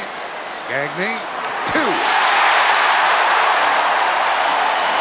Braves have been blanked and trail 1-0, bottom of the 5th.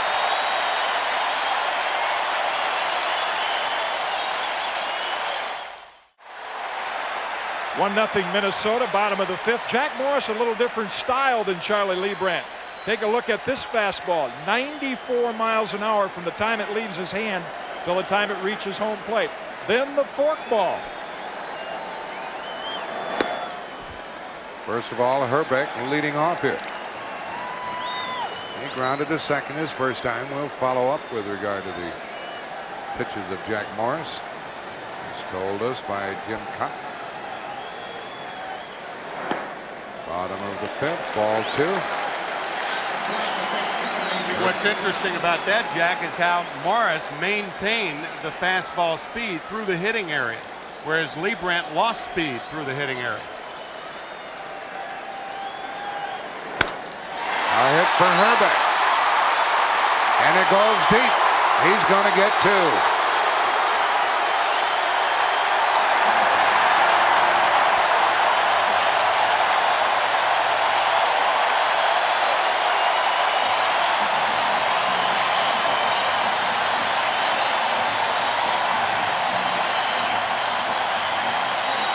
Kent Hrbek, known affectionately as Herbie by all the people in Minneapolis, but they ever loved their twins.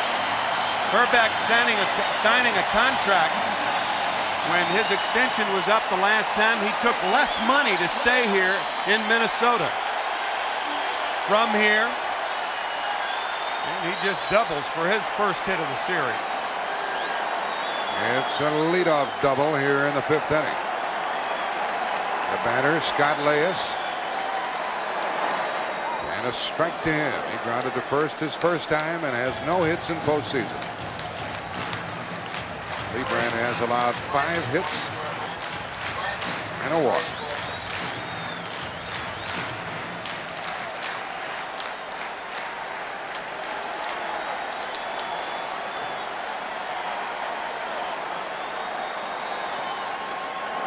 Leyes took the bat back. Jim Cott will pick that story up again very shortly with regard to Jack Morris, and you'll be able to appreciate his pitching a bit more when he goes back to the mound in the 6th inning. And Jim Clancy is on his feet in the Atlanta bullpen.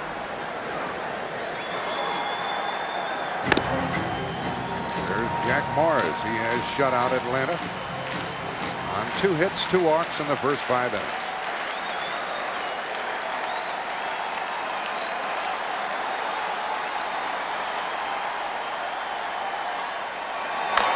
Leyes trying hard to advance the runner, fouls it off, 1-2.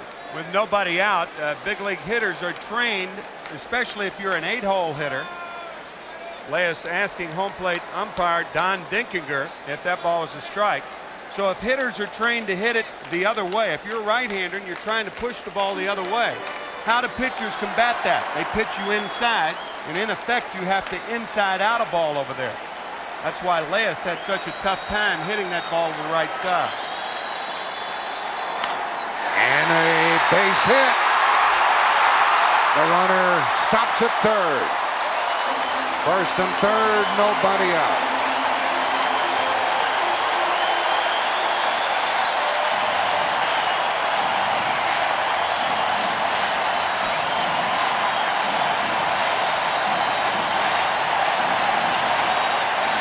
After going inside, Lebrand with a changeup, and you can tell these Twins hitters well schooled on what Lebrand is throwing.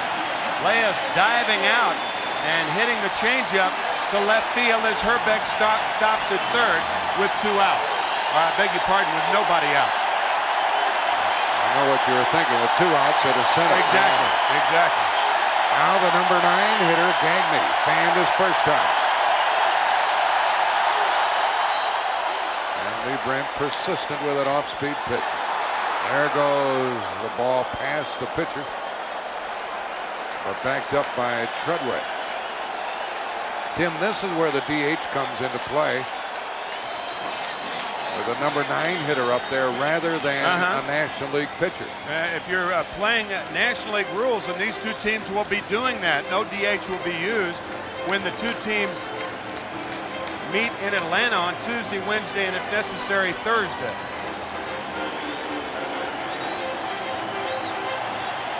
Jack Morris would be the hitter, and if he starts next Thursday night, he will be a hitter for the first time in a long time.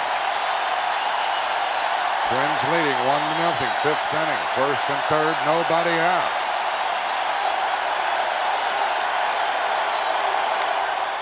Pretty well hit. This ball is going to go.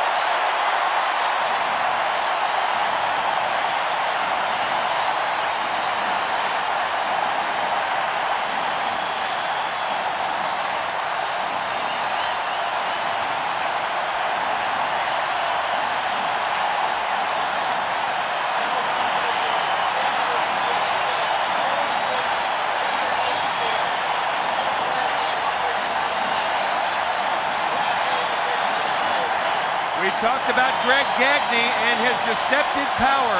This is his 4th postseason home run and the first ever given up by Charlie Lebrand. New pitcher.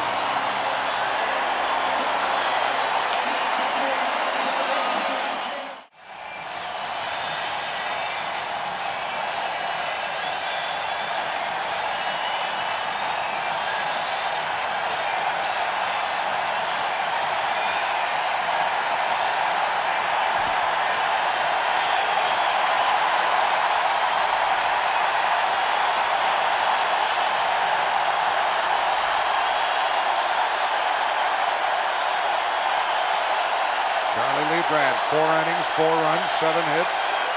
Struck out 3, walked 1. Jim Clancy greeted by the top of the order, Dan Gladden, strike 1. 4-0 Twins.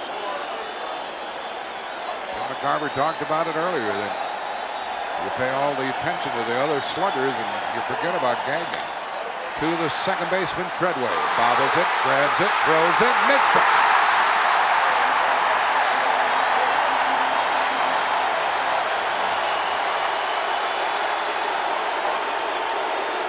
Take a look at the home run one more time by Gagne. Lebrand tried to get inside with a fastball. But look what happened at first base. Right there, Greg Gagne is told to stop by Wayne Terwilliger, the first base coach, because he doesn't want to pass the runner. Believe me, I've done that before, and that's embarrassing. I did it in 1976, and that's what happens to hitters if they pass the runner at first base. They get credit for a single and 2-run score. And now a ball to Knobloch, who's 2 for 2. Charlie Lebrand had never allowed a postseason home run. I don't know if that was a tear that escaped from his right eye, but that's the way it looked. The score is 4-0. Knobloch's 2 for 2.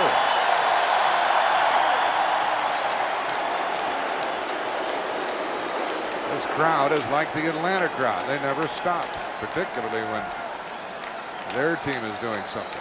Difference is in Atlanta, the noise has some place to go. Here it doesn't. Comes back at you.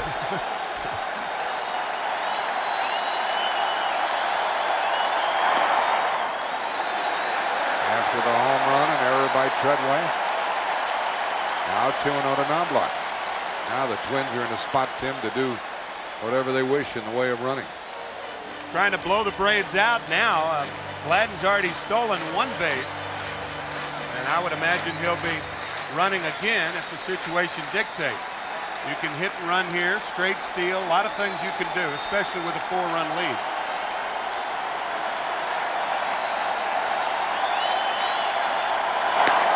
Ball 3.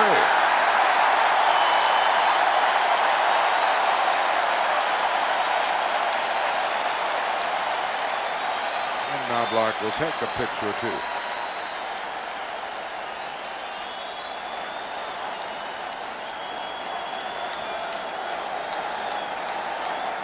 Clancy joined the Braves from the Houston club. Puts a strike in there. He's 3-2 on the year with 3 saves. And we'll watch Mr. Gladden over at first base.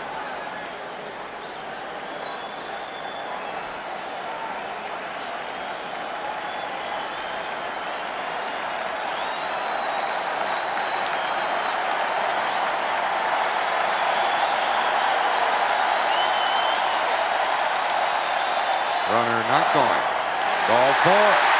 Let's go down to Jim Cott for an audio report here in Game 1 of the World Series. Well, Jack and Tim, one individual on the Minnesota Twins team, and you're looking at him, batting coach Terry Crowley, many think might be one of their most valuable players.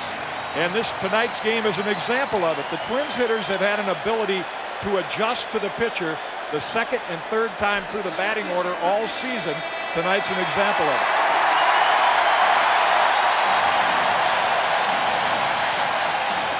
Kirby Puckett is probably happy that Lebrand's out of the game.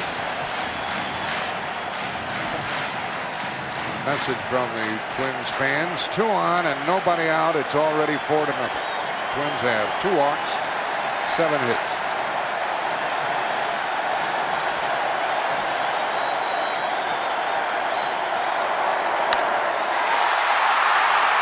Gant has it. The runner tags at second, goes to third. First and third, 1 out.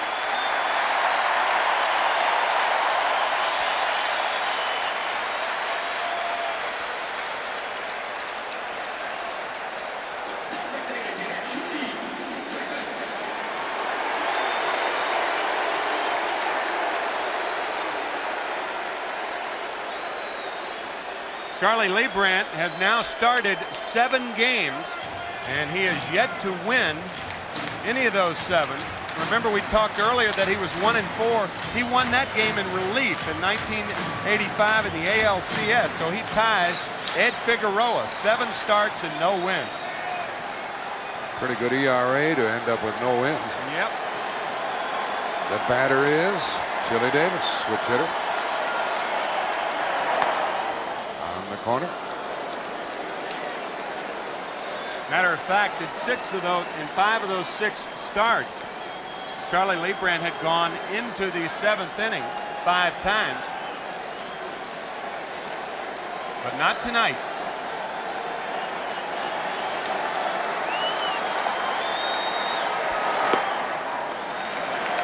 Ball 1 strike.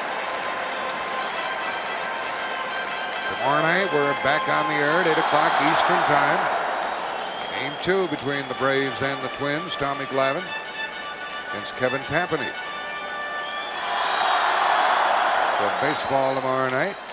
NFL tomorrow afternoon on CBS.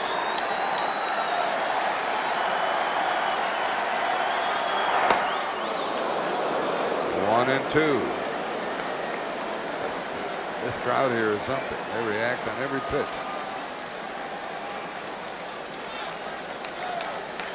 Over at third base is Dan Gladden. On base for the 3rd time tonight. Chuck Knobloch, 2 singles and a walk.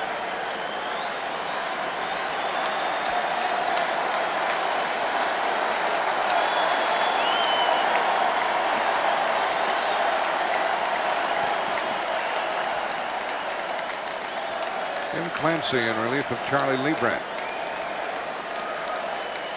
I'm sure this Twins outburst surprises no one. They led the American League in hitting.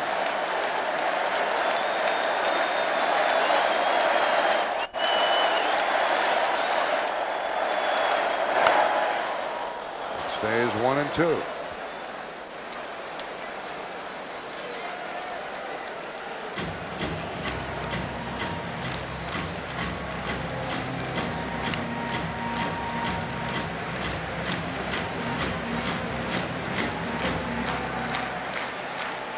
First and third, 1 out. Clancy could certainly use the strikeout or the double play.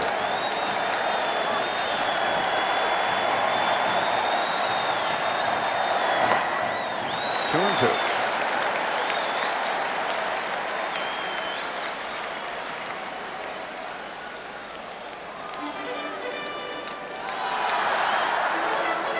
Be pretty loose up there, 10 World Series or not, when your club's ahead 4-0 and you're playing at home. You're into the middle relievers.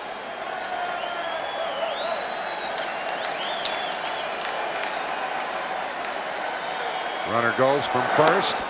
Ball 3. Stolen base, 2nd and 3rd with 1 out.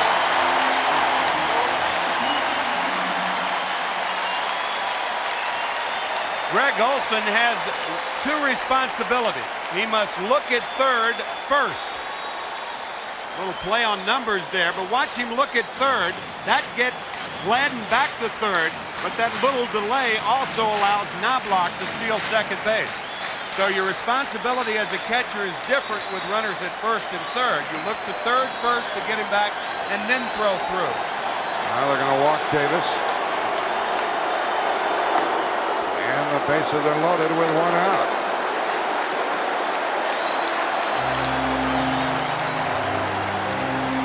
Here's some more from Jim Cotton. Well, Jack and Timmy, from this level, what made that stolen base so impressive by Chuck Knobloch is the throw was there, but it was the head first slide. Watch Knobloch slide away from the bag and then reach out and grab it with his left hand. Otherwise, Belliard would have been able to tag him out. That was a great slide. Had Belliard stayed with that tag, he may have gotten Knobloch. It looked like Knobloch slid off the bag. Harper already has 2 hits. Ball 1 from Clancy. Now we have Gladden at third. Knobloch at 2nd base. Chili Davis at first. And Brian Harper up. Double in the 2nd, single in the 4th.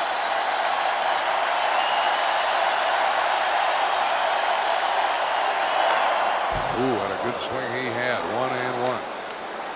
Yeah, something we didn't talk about. I don't think it was that clear-cut to walk Chili Davis with the count 3-2. I mean, if Davis has one more strike, you throw a slider down and in, and he swings and misses, then you have 2 outs. Count 3-2 on a hitter. I mean, you've already worked him to that count. I don't think it's clear-cut to walk him in that situation. That's what Bobby Cox elected to do. In the hole is Brian Harper, 1-2. In the 1972 series, Dick Williams and the Oakland Athletics had to count 3-2 to Johnny Bench. They tricked Johnny. Johnny's doing the game tonight with Vinny. Catcher held out 4 fingers as though they were going to walk him, and threw the next pitch right down Broadway and struck him out. Can you do that? They did do that. There's Johnny Bench. Base it loaded, 1 out. 1-2 the count.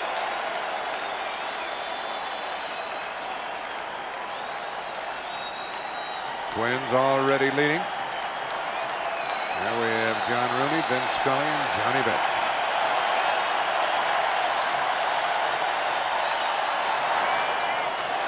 Two and two.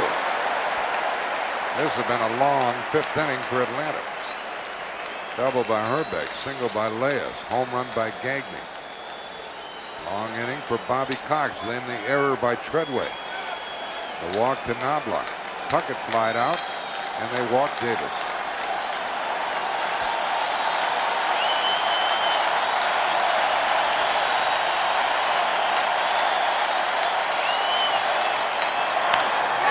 Into left field, and Hunter with an excellent play. A late tag by the runner, and he is out to end the inning as Olsen held the ball. So we end up with a 3-run 5th for Minnesota. And it wasn't very good base running by Dan Gladden. Bad base running, as a matter of fact. You got to score on this ball. He didn't. We'll return to the Metrodome after this message and a word from your local station.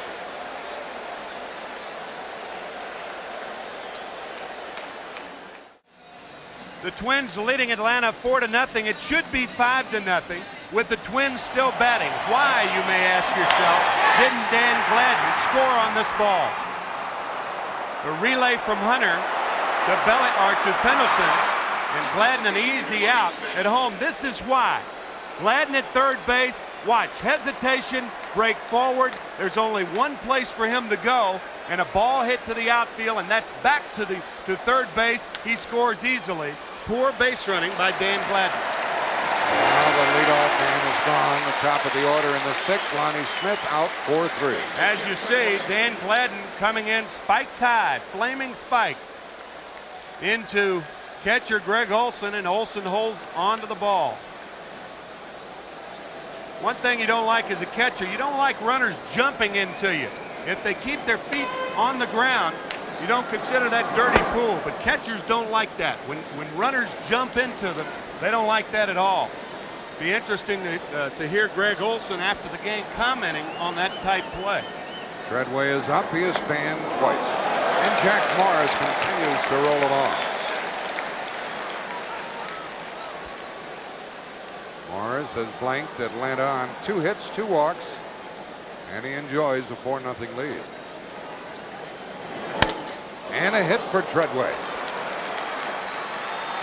A 1-out single by the Atlanta second baseman.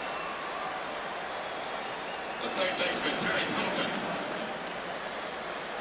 Dan Gladden hesitating, then breaking forward on the ball to the outfield. If the ball drops in there, he walks home. But Dan appeared to know that he made a mistake and was out by about 5 feet, and you could see the spikes high when he went into Greg Olsen. And here it is once again. Catchers don't like the spikes leaving the ground. They like them skidding along. Otherwise, some catchers would take your foot and turn you over on a play like that. Best at doing that was John Roseboro. Oh, yeah. Gabby. He played any way you wish. And he also played for the Minnesota Twins when he left Los Angeles. Ball 1 to Pendleton, ball 2 to Terry. He's 0 for 2. I'll tell you another older catcher who was great in that department was Andy Semenuk. Man, he was a killer at the plate. I've heard you talk about Andy for a lot of years, and you know, I wish I could have seen him play back in the early fifth place for the Whiz Kids back in 1950, as a matter of fact. There's Olson. He was tough on the tag, wasn't he? Really was. That's a tough tag because he didn't have a chance to get it to his bare hand. He had to make the tag with a glove hand. Hamilton, borderline pitch and a strike, 2-1. He talks to the plate umpire. A single by Treadway, the third hit off Morris. Morris won 2 games against Toronto. Trying to get the better of the Braves here. Popped him up for the second out. Second baseman wants it. And 2 out. Let's go down to Jim Cobb. Well, a long time between pitches. We were talking about Jack Morris's fastball. Started at 94, and as you said, Tim, the impressive thing was it stayed at 94 right into the hitting area. And then along with that fastball, his forkball is actually faster than Charlie Liebrandt's fastball. Starts at 85 miles an hour, ends up about 80. That's that pitch down and in that the Braves hitters have been missing. And then about 4 times a game, as he did to Justice and Gant, he'll flop one of those in there, a changeup. That ends up about 58 miles an hour. Here is a base hit for David Justice. And Treadway stops at second with 2 out. 2 hits in the inning. You stay with us down there, Jim. We'll get to you. That's an interesting story, Tim, about the pitching ability of Jack Morris. Yeah, the fastball maintains its speed through the hitting area, and there's a disparity in the speeds of the fastball and the changeup and the forkball. So he gives the hitter a lot of different looks at which to look. But the Braves now with a chance of climbing back into this one if Gant can park one. And Jack Morris allowed 18 home runs during the season. Gant hit 32 plus 1 in the playoffs. So here's a crack at it for Atlanta. 2 on, 2 out in the 6th. Gant has singled and fly to deep center.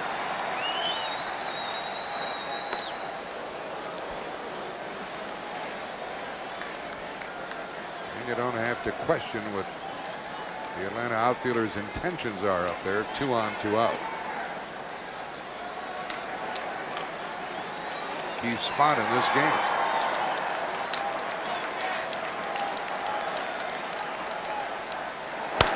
And that ball is a base hit and past Gladden, and Atlanta gets a run. And they send Justice. Now they hold him up on a double by Gant or a single and an error. And hit that ball hard. 4-1. Third base coach Jimmy Williams had an idea about sending David Justice, but he realized the score, and you just can't take a chance. Gladden does all he can. The ball hitting off the arm, it bounces in front of him. So all he can to keep it in front. And by the time he retrieves the ball, Justice has gone to third and Gant to second. But Jimmy Williams, the third base coach, had an idea of sending Justice, and he held him up at the last minute. It's a single, an RBI, and an error on the left fielder, Gladden. Sid Breen fouls one with 2 out. 3 hits in this inning against Jack Morris. Breen 0 for 2, twice flying to left. He could make it a 1-run game or tie it.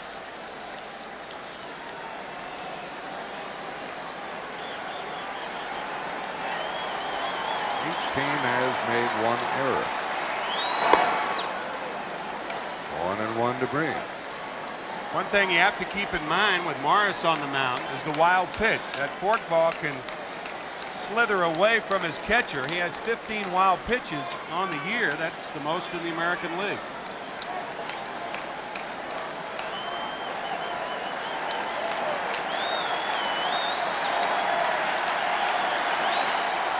Second and third, 2 out.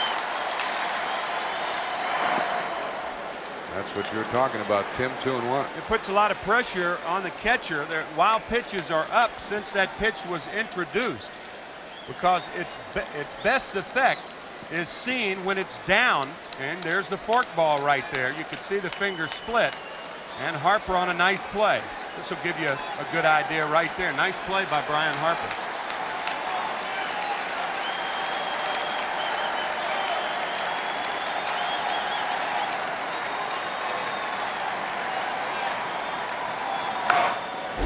Big swing by Bream, evens the count. 2-2. 2 on, 2 out. 4-1 Minnesota in the 6th. Well, we've seen this Atlanta club plenty this year. They come back and get you no matter what the score. Just came back 2 and 3 days ago, winning Game 6 of the National League Championship Series 1-0 behind Steve Avery, and then 4-0 behind John Smoltz.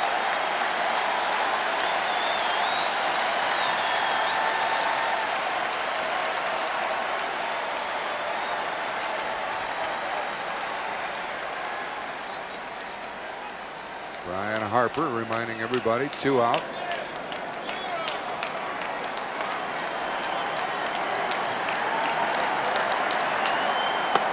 You're out.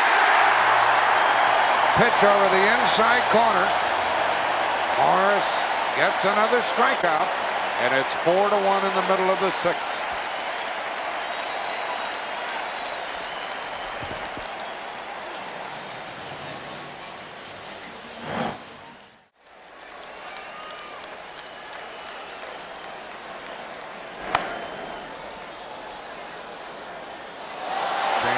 Fouls one off. We're underway in the bottom of the 6th inning. 4-1 Twins.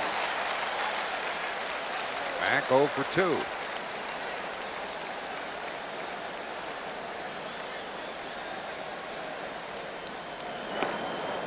Jim Clancy, the pitcher for Atlanta, in relief of Charlie Liebrand. Saw that big second half for Shane Mack. Only Ken Griffey Jr. and Julio Franco hit higher in the second half in the American League.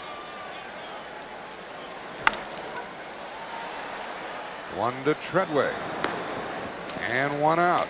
Let's rejoin Jim Cott.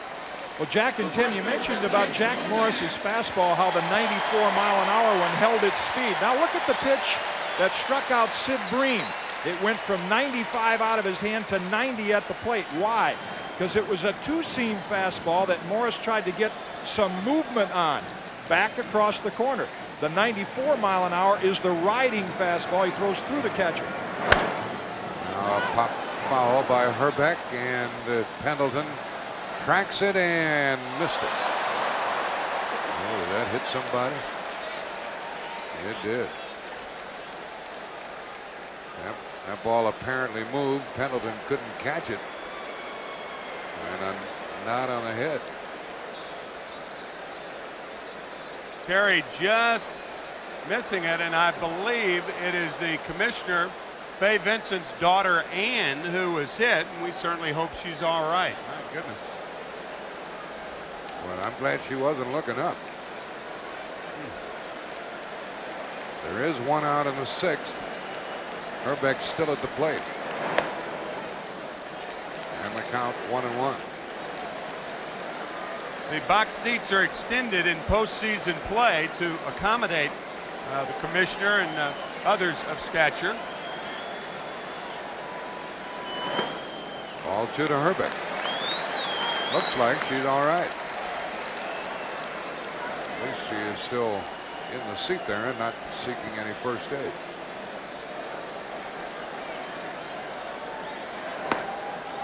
Three and 1. Hrbek grounded out, doubled, and started a 3-run rally.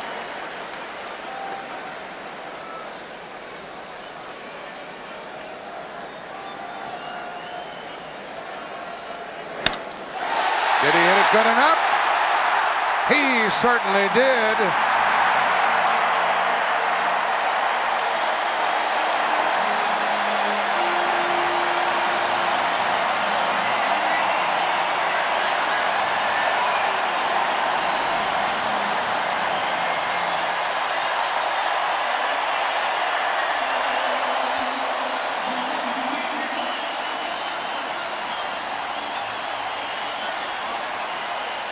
Hometown boy makes good.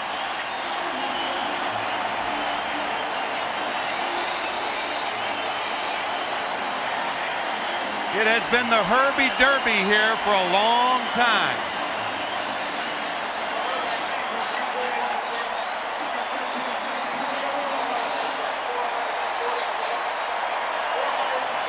He's had a double and a home run. Jack Hrbek crossing home plate and pointing to the stands, and I believe he was pointing to the family section right below us.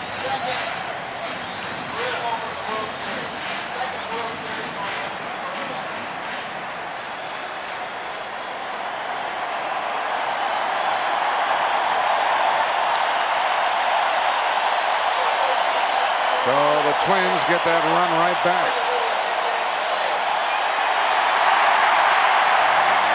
Hrbek takes a bow. We have a pinch hitter. Mike Pagliarulo is going to bat for Scott Les. And ball one from Clancy.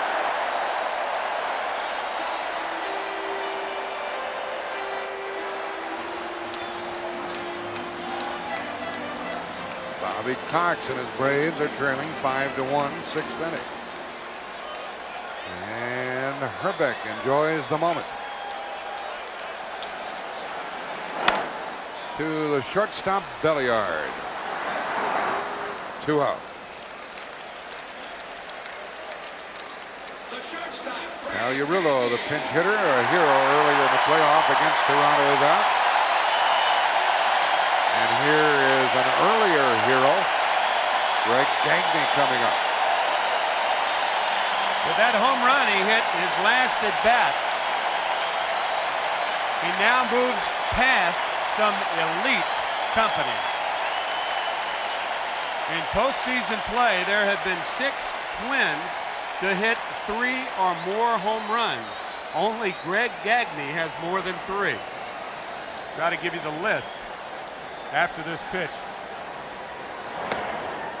From Clancy, ball 1. Teammate Kirby Puckett has 3. Harmon Killebrew with 3. Tony Oliva with 3.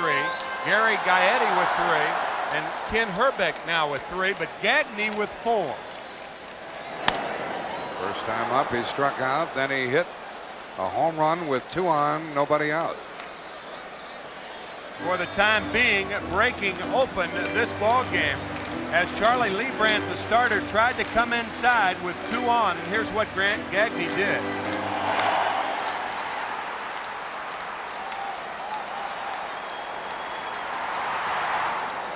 Twins fans, a lot to cheer about. Another one for Belliard. Good play to his left. We've played 6 innings, but each team scored a run in the 5th. And the Twins lead by 4, 5-1.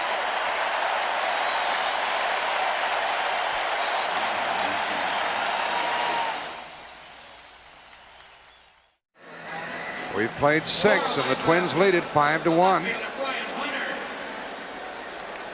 And a look at the MVP in the National League Championship Series, Steve Avery. So don't count these Braves out no matter what happens tonight. Lavin tomorrow, and then Steve Avery, and they have John Smoltz. Their pitching will always keep them involved. Mike Pagliarulo, who pinch hit, stays in the game at 3rd.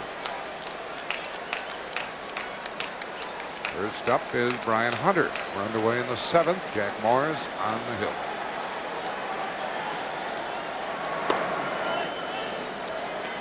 Hunter is 0 for 2 with a good play in the field. Did well against Pittsburgh. This one is foul and out of play. So you'll learn about Barry Sanders, and then most of you folks will be able to watch him in action. 2 balls and a strike to Hunter. Barry Sanders, a remarkable running back for Detroit, and Jack Morris for so many years a remarkable pitcher for the Tigers. This one to deep short. Gagne got him. Nothing to it.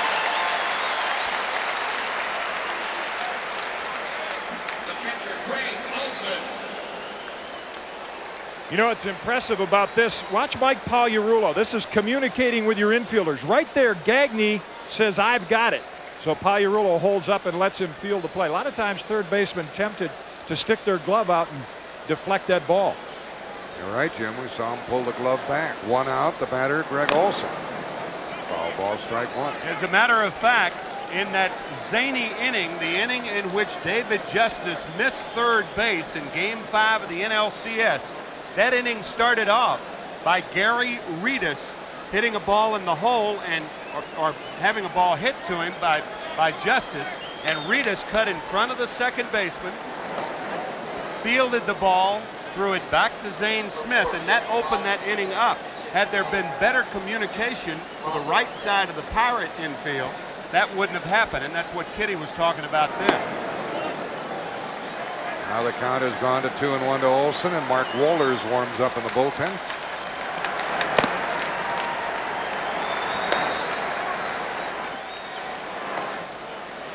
And it is 3-1. How can a baby sleep with all this noise? She is at peace with the world. Oh yeah, well, Mama plugged the ears and away she went.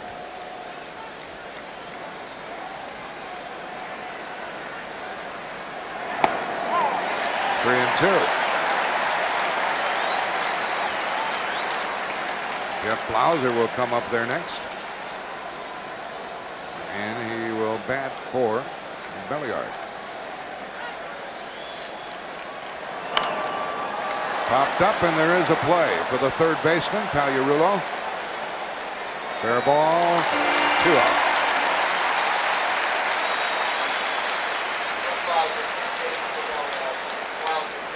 And Olson is 1 for 2 with a walk.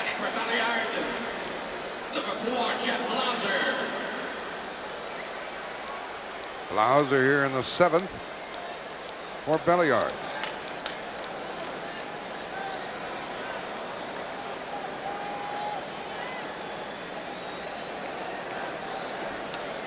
Well, some pitchers can't stand prosperity. Jack Morris can.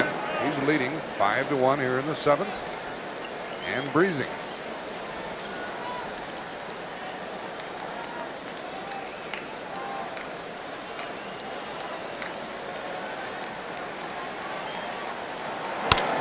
Blauser pops it up behind short.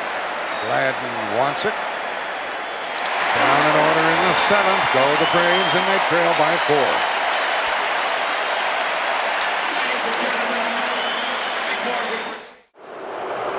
It is the bottom of the 7th here in the Metrodome. Twins on top. 5-1. We have a new pitcher, the 3rd of the evening for Atlanta, Mark Wohlers.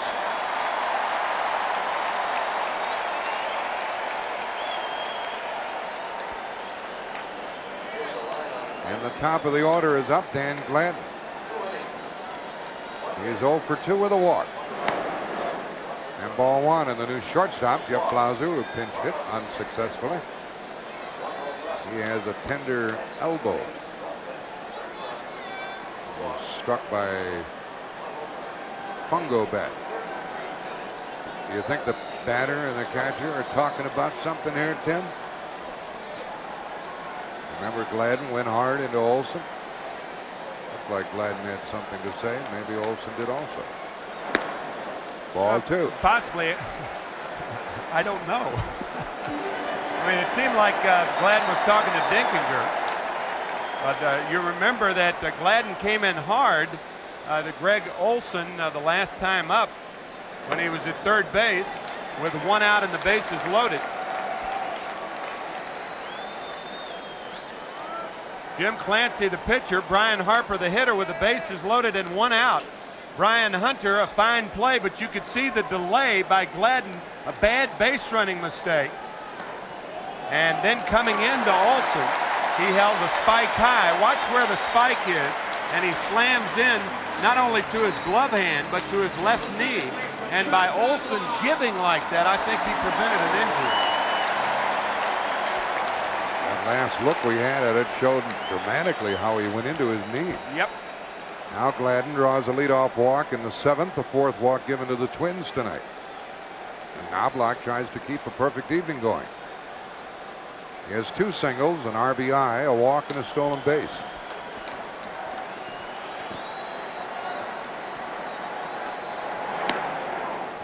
strike from Wohlers. This kid can throw extremely hard. But the first thing he did was walk the leadoff man from Holyoke, Mass.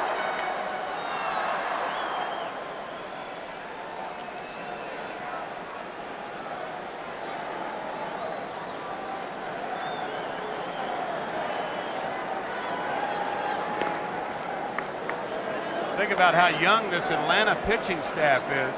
And not that young. That is not, this is a disclaimer. That was not an Atlanta pitcher. I thought we were looking down the bullpen. But he is. 21-year-old Steve Avery. Mark Wohlers, 21 also. There goes the runner. Olson's throw.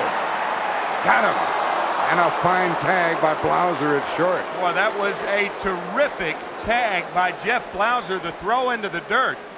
A short hop. And watch what Blauser has to do to get the sliding Gladden. Short hop. That's a terrific play by Jeff Blauser. Gladden may have been in there, but a fine play, and the ball beat him. Close enough to call him out. Look out. Up the middle to Blauser, but he couldn't handle it. And Breen saves it. It's probably a hit for Knobloch. If so, his third hit.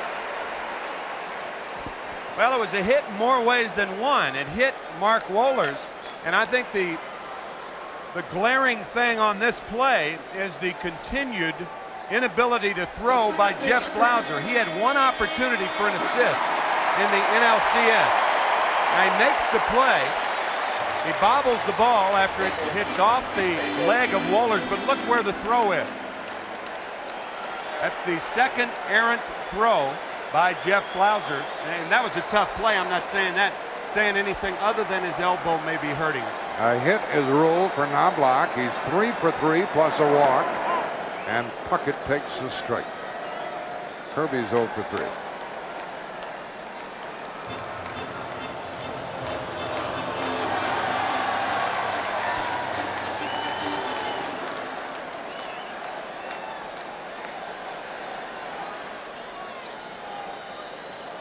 Minnesota Twins have had men on base in each inning.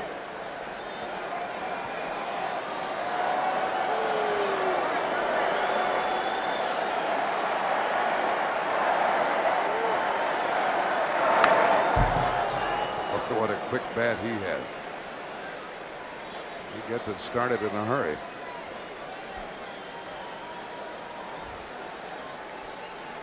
Strike 2 the count. 55,000 plus on hand.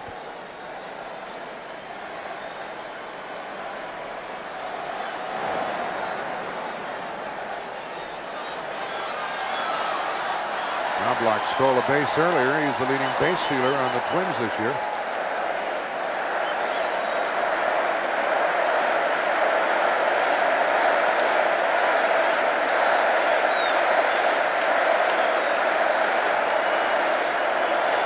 Minnesota fans having lots of fun, taunting some of the Atlanta Rudies. We're here tomorrow night, travel day Monday, Tuesday night, down in Georgia.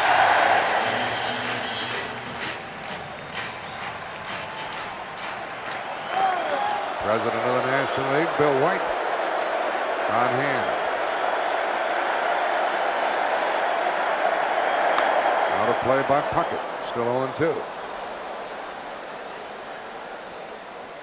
Scoreboard clock here coming up on 10 o'clock local time.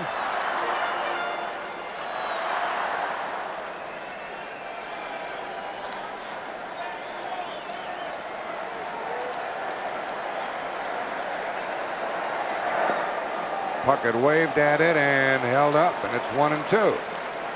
We are at the Metrodome, first game of the 1991 World Series. There's our line score. Each team an error. 9 hits for the Twins, including 2 home runs.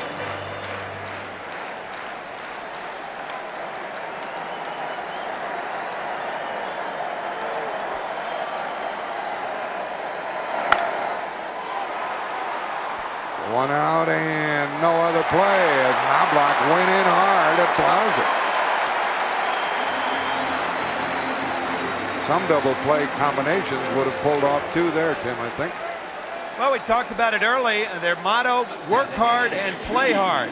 You saw Glavin come into Olsen hard earlier, and this is how Chuck Knobloch takes Jeff Blauser out of the play. All you have to do is make him look like you're going to take him out of the play. You as the runner, you have to be able to touch the bag. You see Knobloch reaching for the leg, Blauser jumping up, and his mission was complete. So the runner Puckett at first with two out, and the batter Chili Davis. He's been given a walk this evening, 0 for 2. Wohlers can throw the ball past batters. And as soon as he refines his skills, he'll be a big part of this Atlanta pitching staff.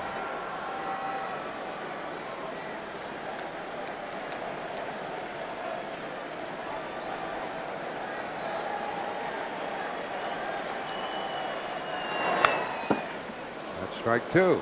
When Bobby Cox came to the Atlanta Braves, actually he came back to the Atlanta Braves from the Toronto Blue Jays, and he said his first line of business was to get pitching into the organization, and has he ever done it?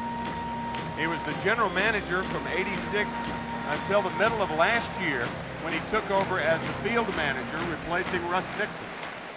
And that's an idea of how hard Wohlers has been throwing, a 96-mile-an-hour fastball. So Chili Davis has to gear it up. 1-2.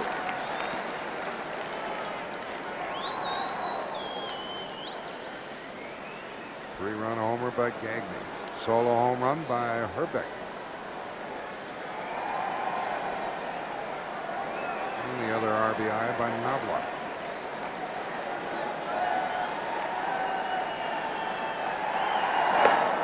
Nothing fancy about Wohlers' pitching. He's a hummer, 2-2.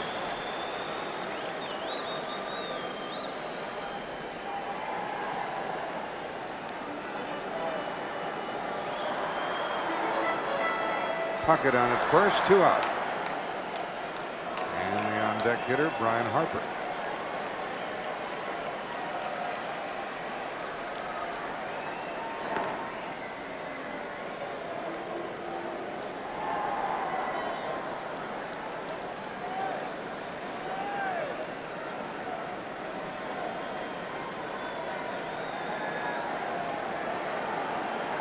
Braves will have the top of the order up in the 8th inning.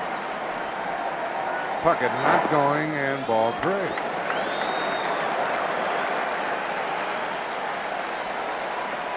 Sid Bream drops behind the runner. Puckett will be going with the delivery.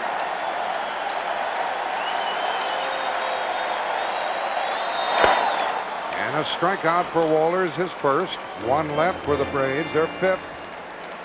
Excuse me, for the Twins, their 5th, and we played 7, and it's 5-1 with Minnesota on top.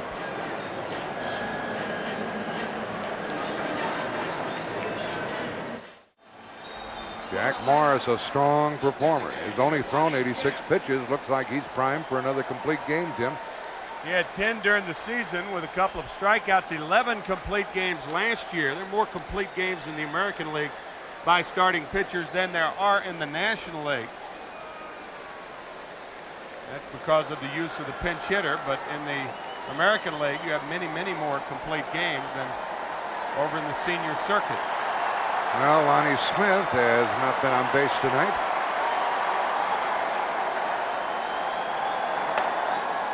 And ball 1 to him. Lollipop right there. That's what Kitty was talking about earlier, about 4 or 5 times a game. He throws that little slop drop, and that was what that first pitch was. Comes back and gets one past Smith. Morris has struck out 3, and he has walked 2.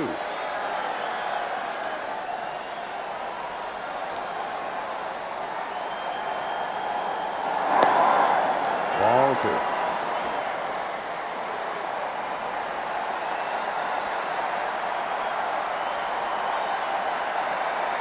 Morris pitched the first game of the season for the Twins.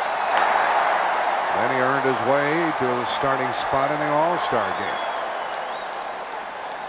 And he won 2 games against Toronto in the championship series. And he ended up winning 18 games for Minnesota. 2-2 to Smith. 3-2. Now that was a real slip pitch right there. Jack Morris slipping on the rubber. There is a pitch that pitchers do throw, and they call it a slip pitch, but you're not supposed to deliver it like that. It appeared that Jack lost his footing coming off the rubber, and it was ball 3.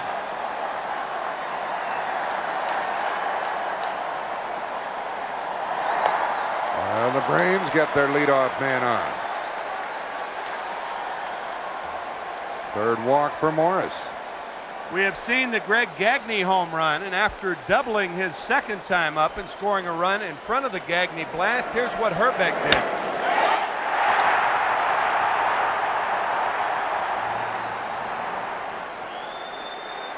So a good night for Kent Hrbek.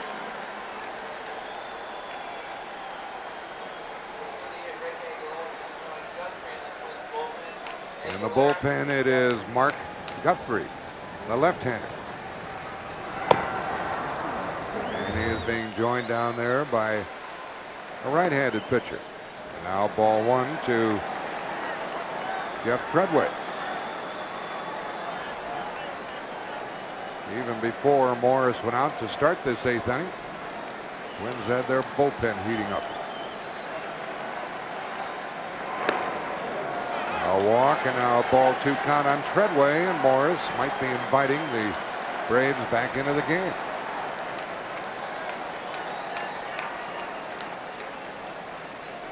Mike Pagliarulo out to talk to Morris to give Aguilera a chance to warm up. He has joined Mark Guthrie down in the Twin bullpen. There's Rick. The left-hander is Guthrie. Morris back with a strike, 2-1. Treadway 1 for 3, and he has scored the only Atlanta run. We're in the 8th inning.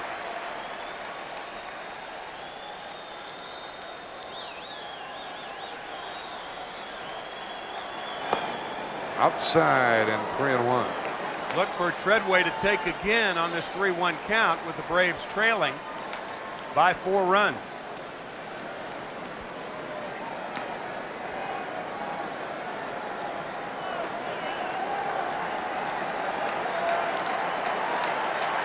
A walk to Smith. Playing behind the runner at first, and ball 4. That's 4 walks by Jack Morris. Here is Jim Cott. Well, Jack and Tim, the Twins bullpen in the American League Championship Series, such a valuable part and the reason they won. But 2 of the most valuable pitchers, David West and right-hander Carl Willis, they're not up right now. Guthrie's up to come in and get a left-hand hitter out. Aguilera to come in and try to lock it up.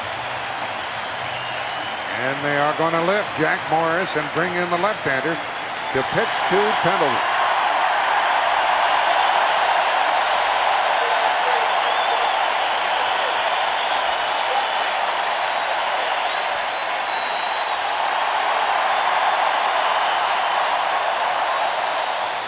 Things are happening here with 2 walks given to the Braves in the top of the 8th, causing Jack Morris to be lifted for Mark Guthrie, the left-hander. 2 on and nobody out. Can you believe that we're going to have the Winter Olympics coming up in February right here on CBS? February 6th will be the opening ceremonies, Tim, and you'll be there. Christy Yamaguchi, Tanya Harding.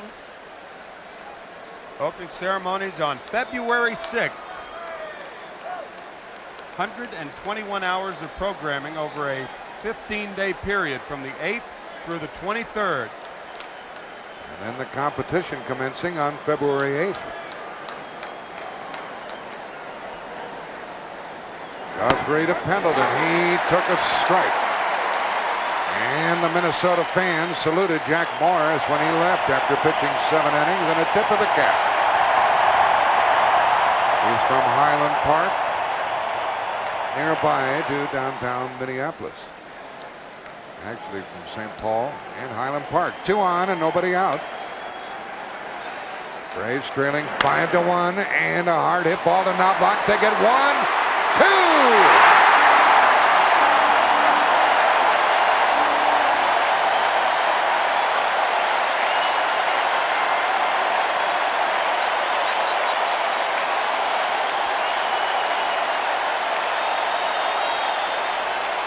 Well, that slows that down, doesn't it? Runner at third, 2 out.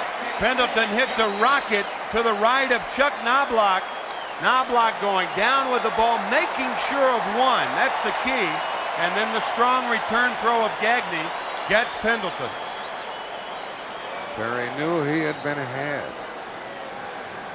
And Justice comes up with 2 out and a runner at third.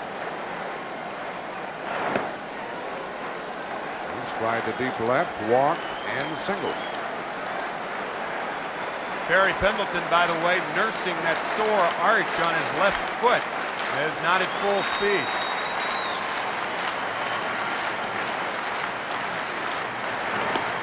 Guthrie got him, now falls behind Justice.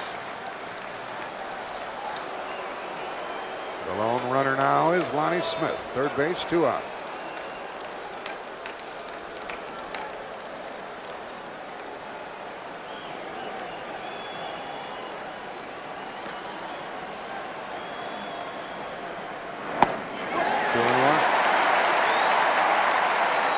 Guthrie 7-5 during the season with a couple of saves. The bullpen has been magnificent for the Twins in postseason. 18 1/3 innings of scoreless ball in the ALCS. 3-1. And now Guthrie coming in and serving up the double play ball for the time being and getting the Twins out of hot water. So they haven't allowed any earned runs in more than 2 full games. Ball for the third walk of the inning. How important was that double play? 2 on, 2 out.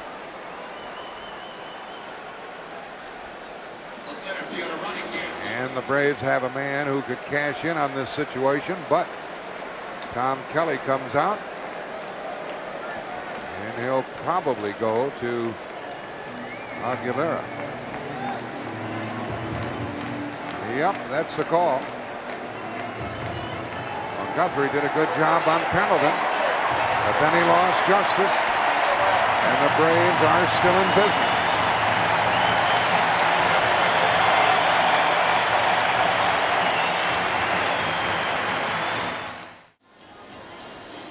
Five to 1 Twins lead with 2 on and 2 out here in the 8th inning. Rick Aguilera, their stopper, 42 saves on the year. And to give you some idea of how the bullpen of the Minnesota Twins responded in the American League Championship Series, look at the starters and look at the averages of the Blue Jays against them. 316 against the starters, 119 against the relievers. An ERA, as Jack said earlier, of 0, no runs in 18 1/3. So that gives you an idea of how valuable this Twin bullpen is. And let's watch this classic baseball battle between the good pitcher, Aguilera, and the good hitter, Ron Gant. First and third, 2 out, 8th inning, 5 to 1 Twins.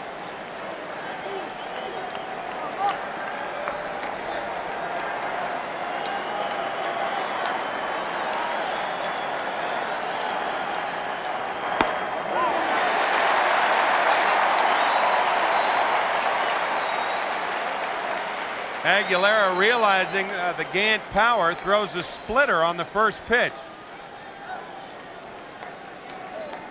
Aguilera, fastball, curveball, slider, and the split finger fastball has really made him into a quality reliever, one of the best around. Now strike 2.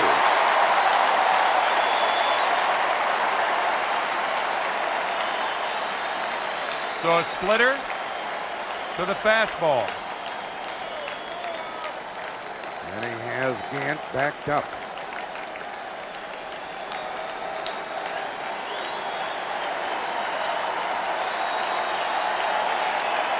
Get the Yankees ready.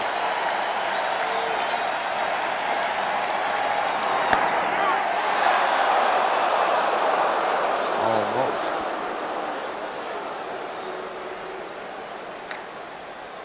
No hits in the inning for the Braves. 3 walks.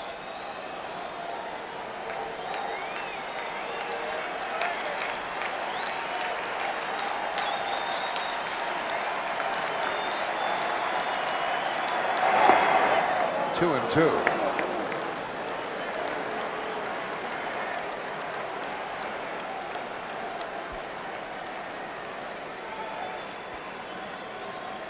See what Brian Harper flashes down for Aguilera.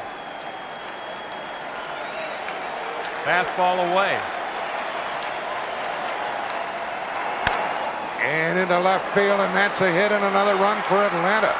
And the tying run will come up. Gant gets his 3rd hit of the night. Drives home a run. Makes it 5-2. Lonnie Smith crossed the plate. That run charged to Jack Morris, the starter. Gant such a key man because now Sid Bream representing the potential tying run. Fastball really in a pretty good spot. And Ron Gant hammers it to left.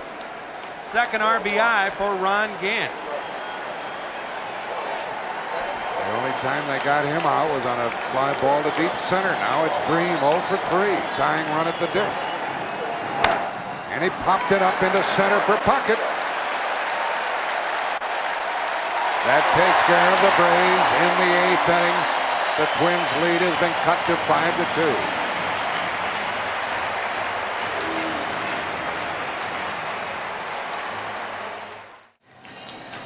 5-2 Twins, bottom of the 8th. Interesting in the early part of this series to see how the scouting reports tell Twins pitchers what to do with Ron Gant. They think they could keep the ball down and away, but look at the plate coverage. That's twice he's gone out and done that with that pitch. I think you'll see an adjustment in the upcoming games. Now it's a new pitcher for Atlanta. Into the bottom of the 8th, it's Mike Stanton. He is the 4th hurler of the night. Leibrandt, Clancy, Wohlers, and now the lefty Stanton. Batter is Brian Hunter. And an aggressive play by Pendleton, and he got him. Harper is 2 for 4.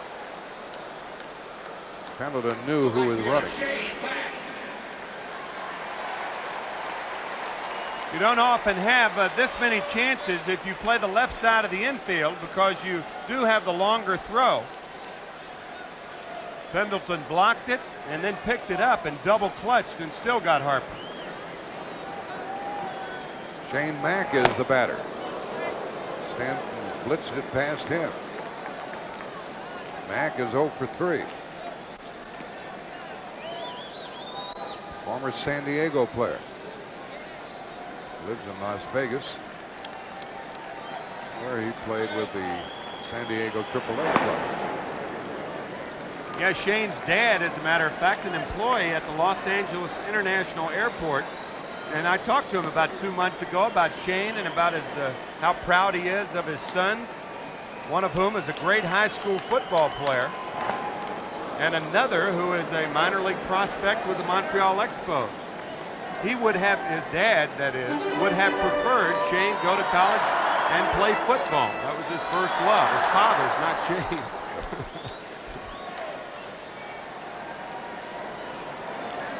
1 ball, 2 strikes. And down he goes, and he's 0 for 4, and Stanton has taken care of the first 2.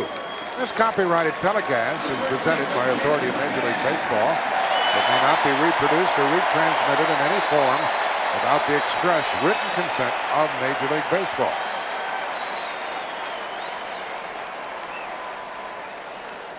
And a lusty cheer for Kent Hrbek. Grounded to second, doubled and scored, and hit a long home run. Out of play.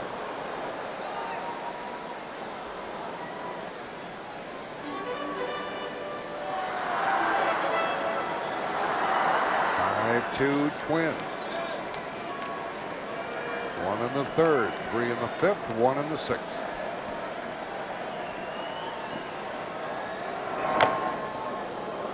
Tough to catch up with Stanton at times. He and Kent Hrbek, part of the left-handed tandem in the Atlanta bullpen. Throws awfully hard.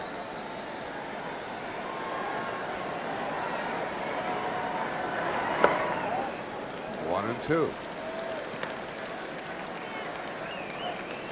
Atlanta didn't score until the sixth, got another in the eighth. They have left 7. Not getting much from Terry Pendleton and others. 2 and 2.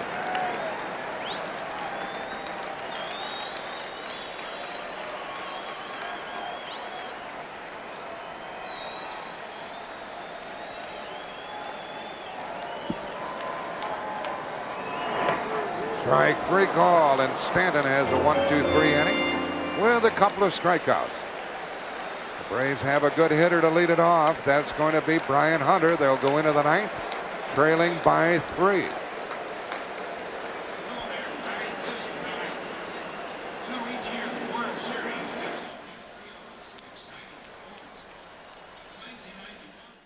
Into the 9th we go. 5-2 Twins.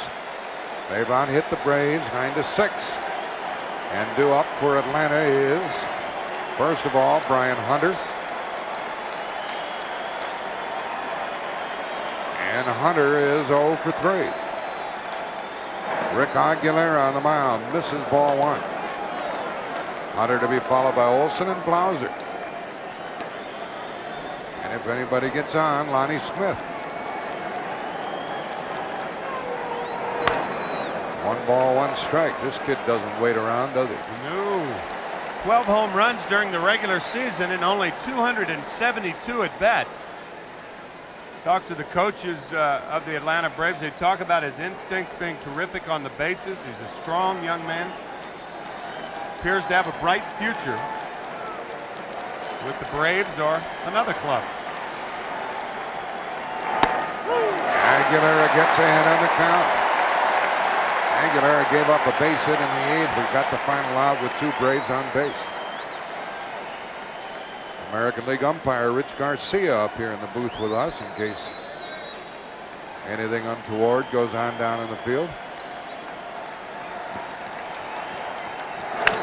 And to the shortstop, Gagne, for the first out in the 9th.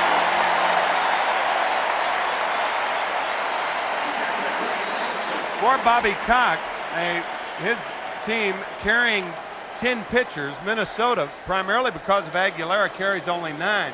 Bobby Cox has Tommy Gregg, Jerry Willard, Francisco Cabrera, Keith Mitchell, and Mark Lemke. So he's got a lot of guys to go to on the bench. He stays with Olson, who's had a single and a walk.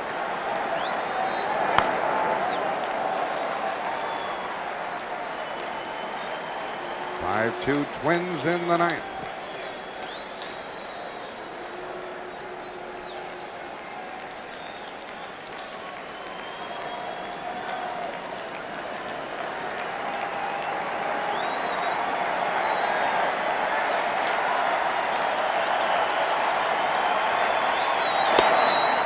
One as Aguilera tries to save it for Jack Morris.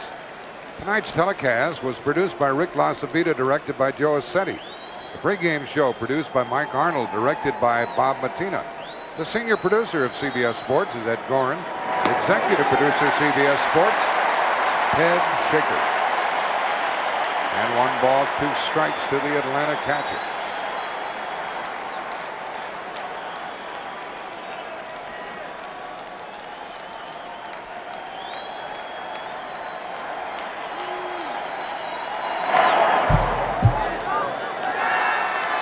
Stays 1 and 2. The Braves have left 7, trail by 3.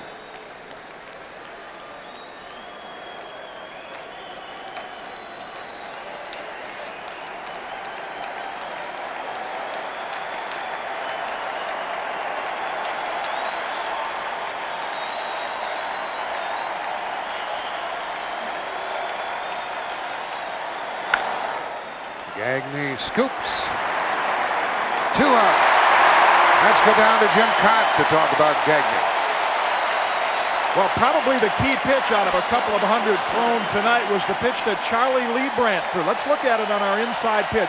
He tried to get it inside, but he didn't. It started at 83 miles an hour. It moved back across the middle of the plate, ended up at 76 in the zone. That's not where Leibrandt wanted it. That was probably the key pitch in this ball game. And the ball sailed away in the 5th inning. Now there are 2 out. The fans are on their feet. And the batter, Jeff Blauser. He pinch hit earlier. He's 0 for 1. Stayed in the game to play short.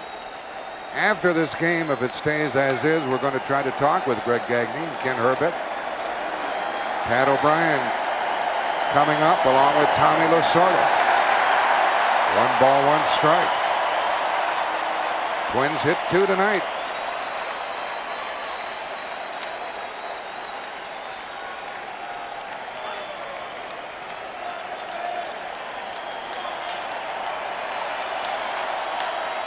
That ball into left for Gladden. And the Twins have won the first game 5-2.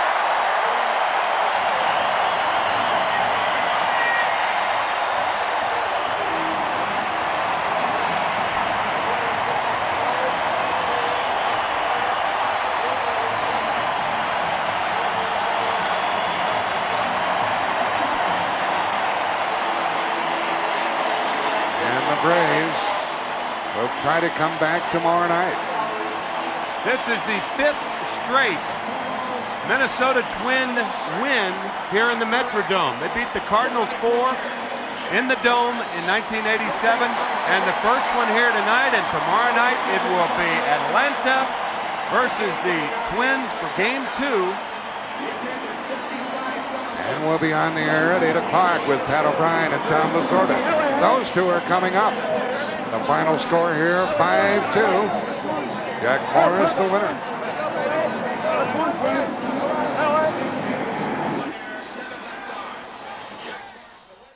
So they'll be celebrating in Minneapolis in the Twin Cities area tonight. The Twins have won Game 1 of the 1991 World Series 5-2. Folks, Jack Morris is now 15-3 at home. And how big is that? He picks up the win. Our Chevy MVP of tonight's game is Greg Gagne of the Twins, and Chevrolet will donate $1,000 on his behalf to the Special Olympics. Incidentally, that 3-run shot homer that Gagne hit is his 4th postseason home run. That is a new Minnesota Twins record. 3, Harmon Killebrew, Tony Oliva, and Kirby Puckett each have 3, so he was in great company. Now he surpasses them. Jim Cott is with some great company right now. Kitty? All right, Pat, with a couple of tonight's heroes, Kent Hrbek, and the player of the game, Greg Gagne. And Greg, I think one of the things the Minnesota Twins do as well as any team is adjust from at-bat to at-bat, and it looks like that's what you did to Charlie Leibrandt tonight. Well, you know, he got me chasing a high fastball to strike me out, and I said, well, I got to get a good pitch to hit, and I said I'll just be ready for his fastball, and usually do, you know, take my plan to hit the fastball and then adjust to the break and stuff. But on that pitch there, I just went up there thinking about hitting it in the hole, and ended up hitting it out of the park. I'll say you did. And Kent Hrbek, it doesn't appear that the long layoff that everyone talked about affected the Twins at all. Your timing was right there tonight. Yeah, it felt pretty good. You know me, Jimmy, I like a day off once in a while, and it was nice to have a few days off. But, you know, it's something different for us every night. Tonight was Gags with the big 3-run homer for us, and in the playoffs, Pags came through for us, and a guy like Chuck Knobloch. So everybody else has been doing their job. It's just somebody different every day. All right, a big night for the Minnesota Twins. These 2 guys were a part of it. Let's go back to Pat O'Brien. All right, Kitty, gentlemen, thank you. Congratulations. Tommy, your views on Game 1? Well, I think that home run by Gagne was the one that they needed real bad, and that put him out in front. And then I think the clutch pitching of Morris, he got him out when he needed to, when they had those threats going, and I think that made the difference in the ball game. Let's look ahead to Game 2 now. And we always talk about big games in any series, and Game 2 now looms as a very, very big game for Atlanta. Without question, Pat. They would like to go out just as they did in Pittsburgh. They broke even with them. They've got to win tomorrow night's game. Otherwise, they don't want to go back to Atlanta down 2-0. They've got their bread and butter man, Tommy Glavine, going tomorrow.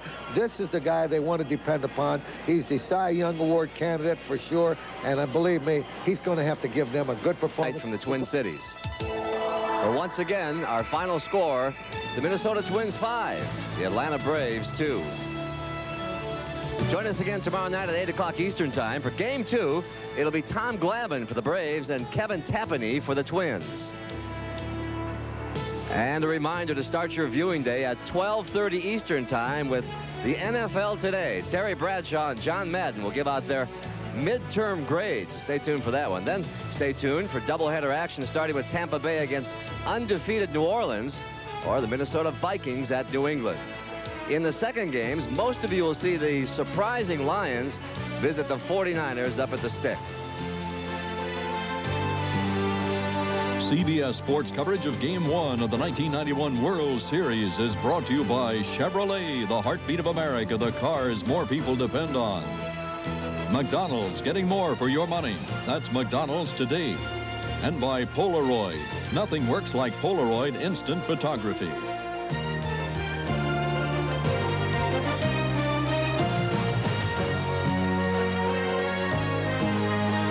You have been watching the World Series on CBS Sports, the home of baseball's biggest games.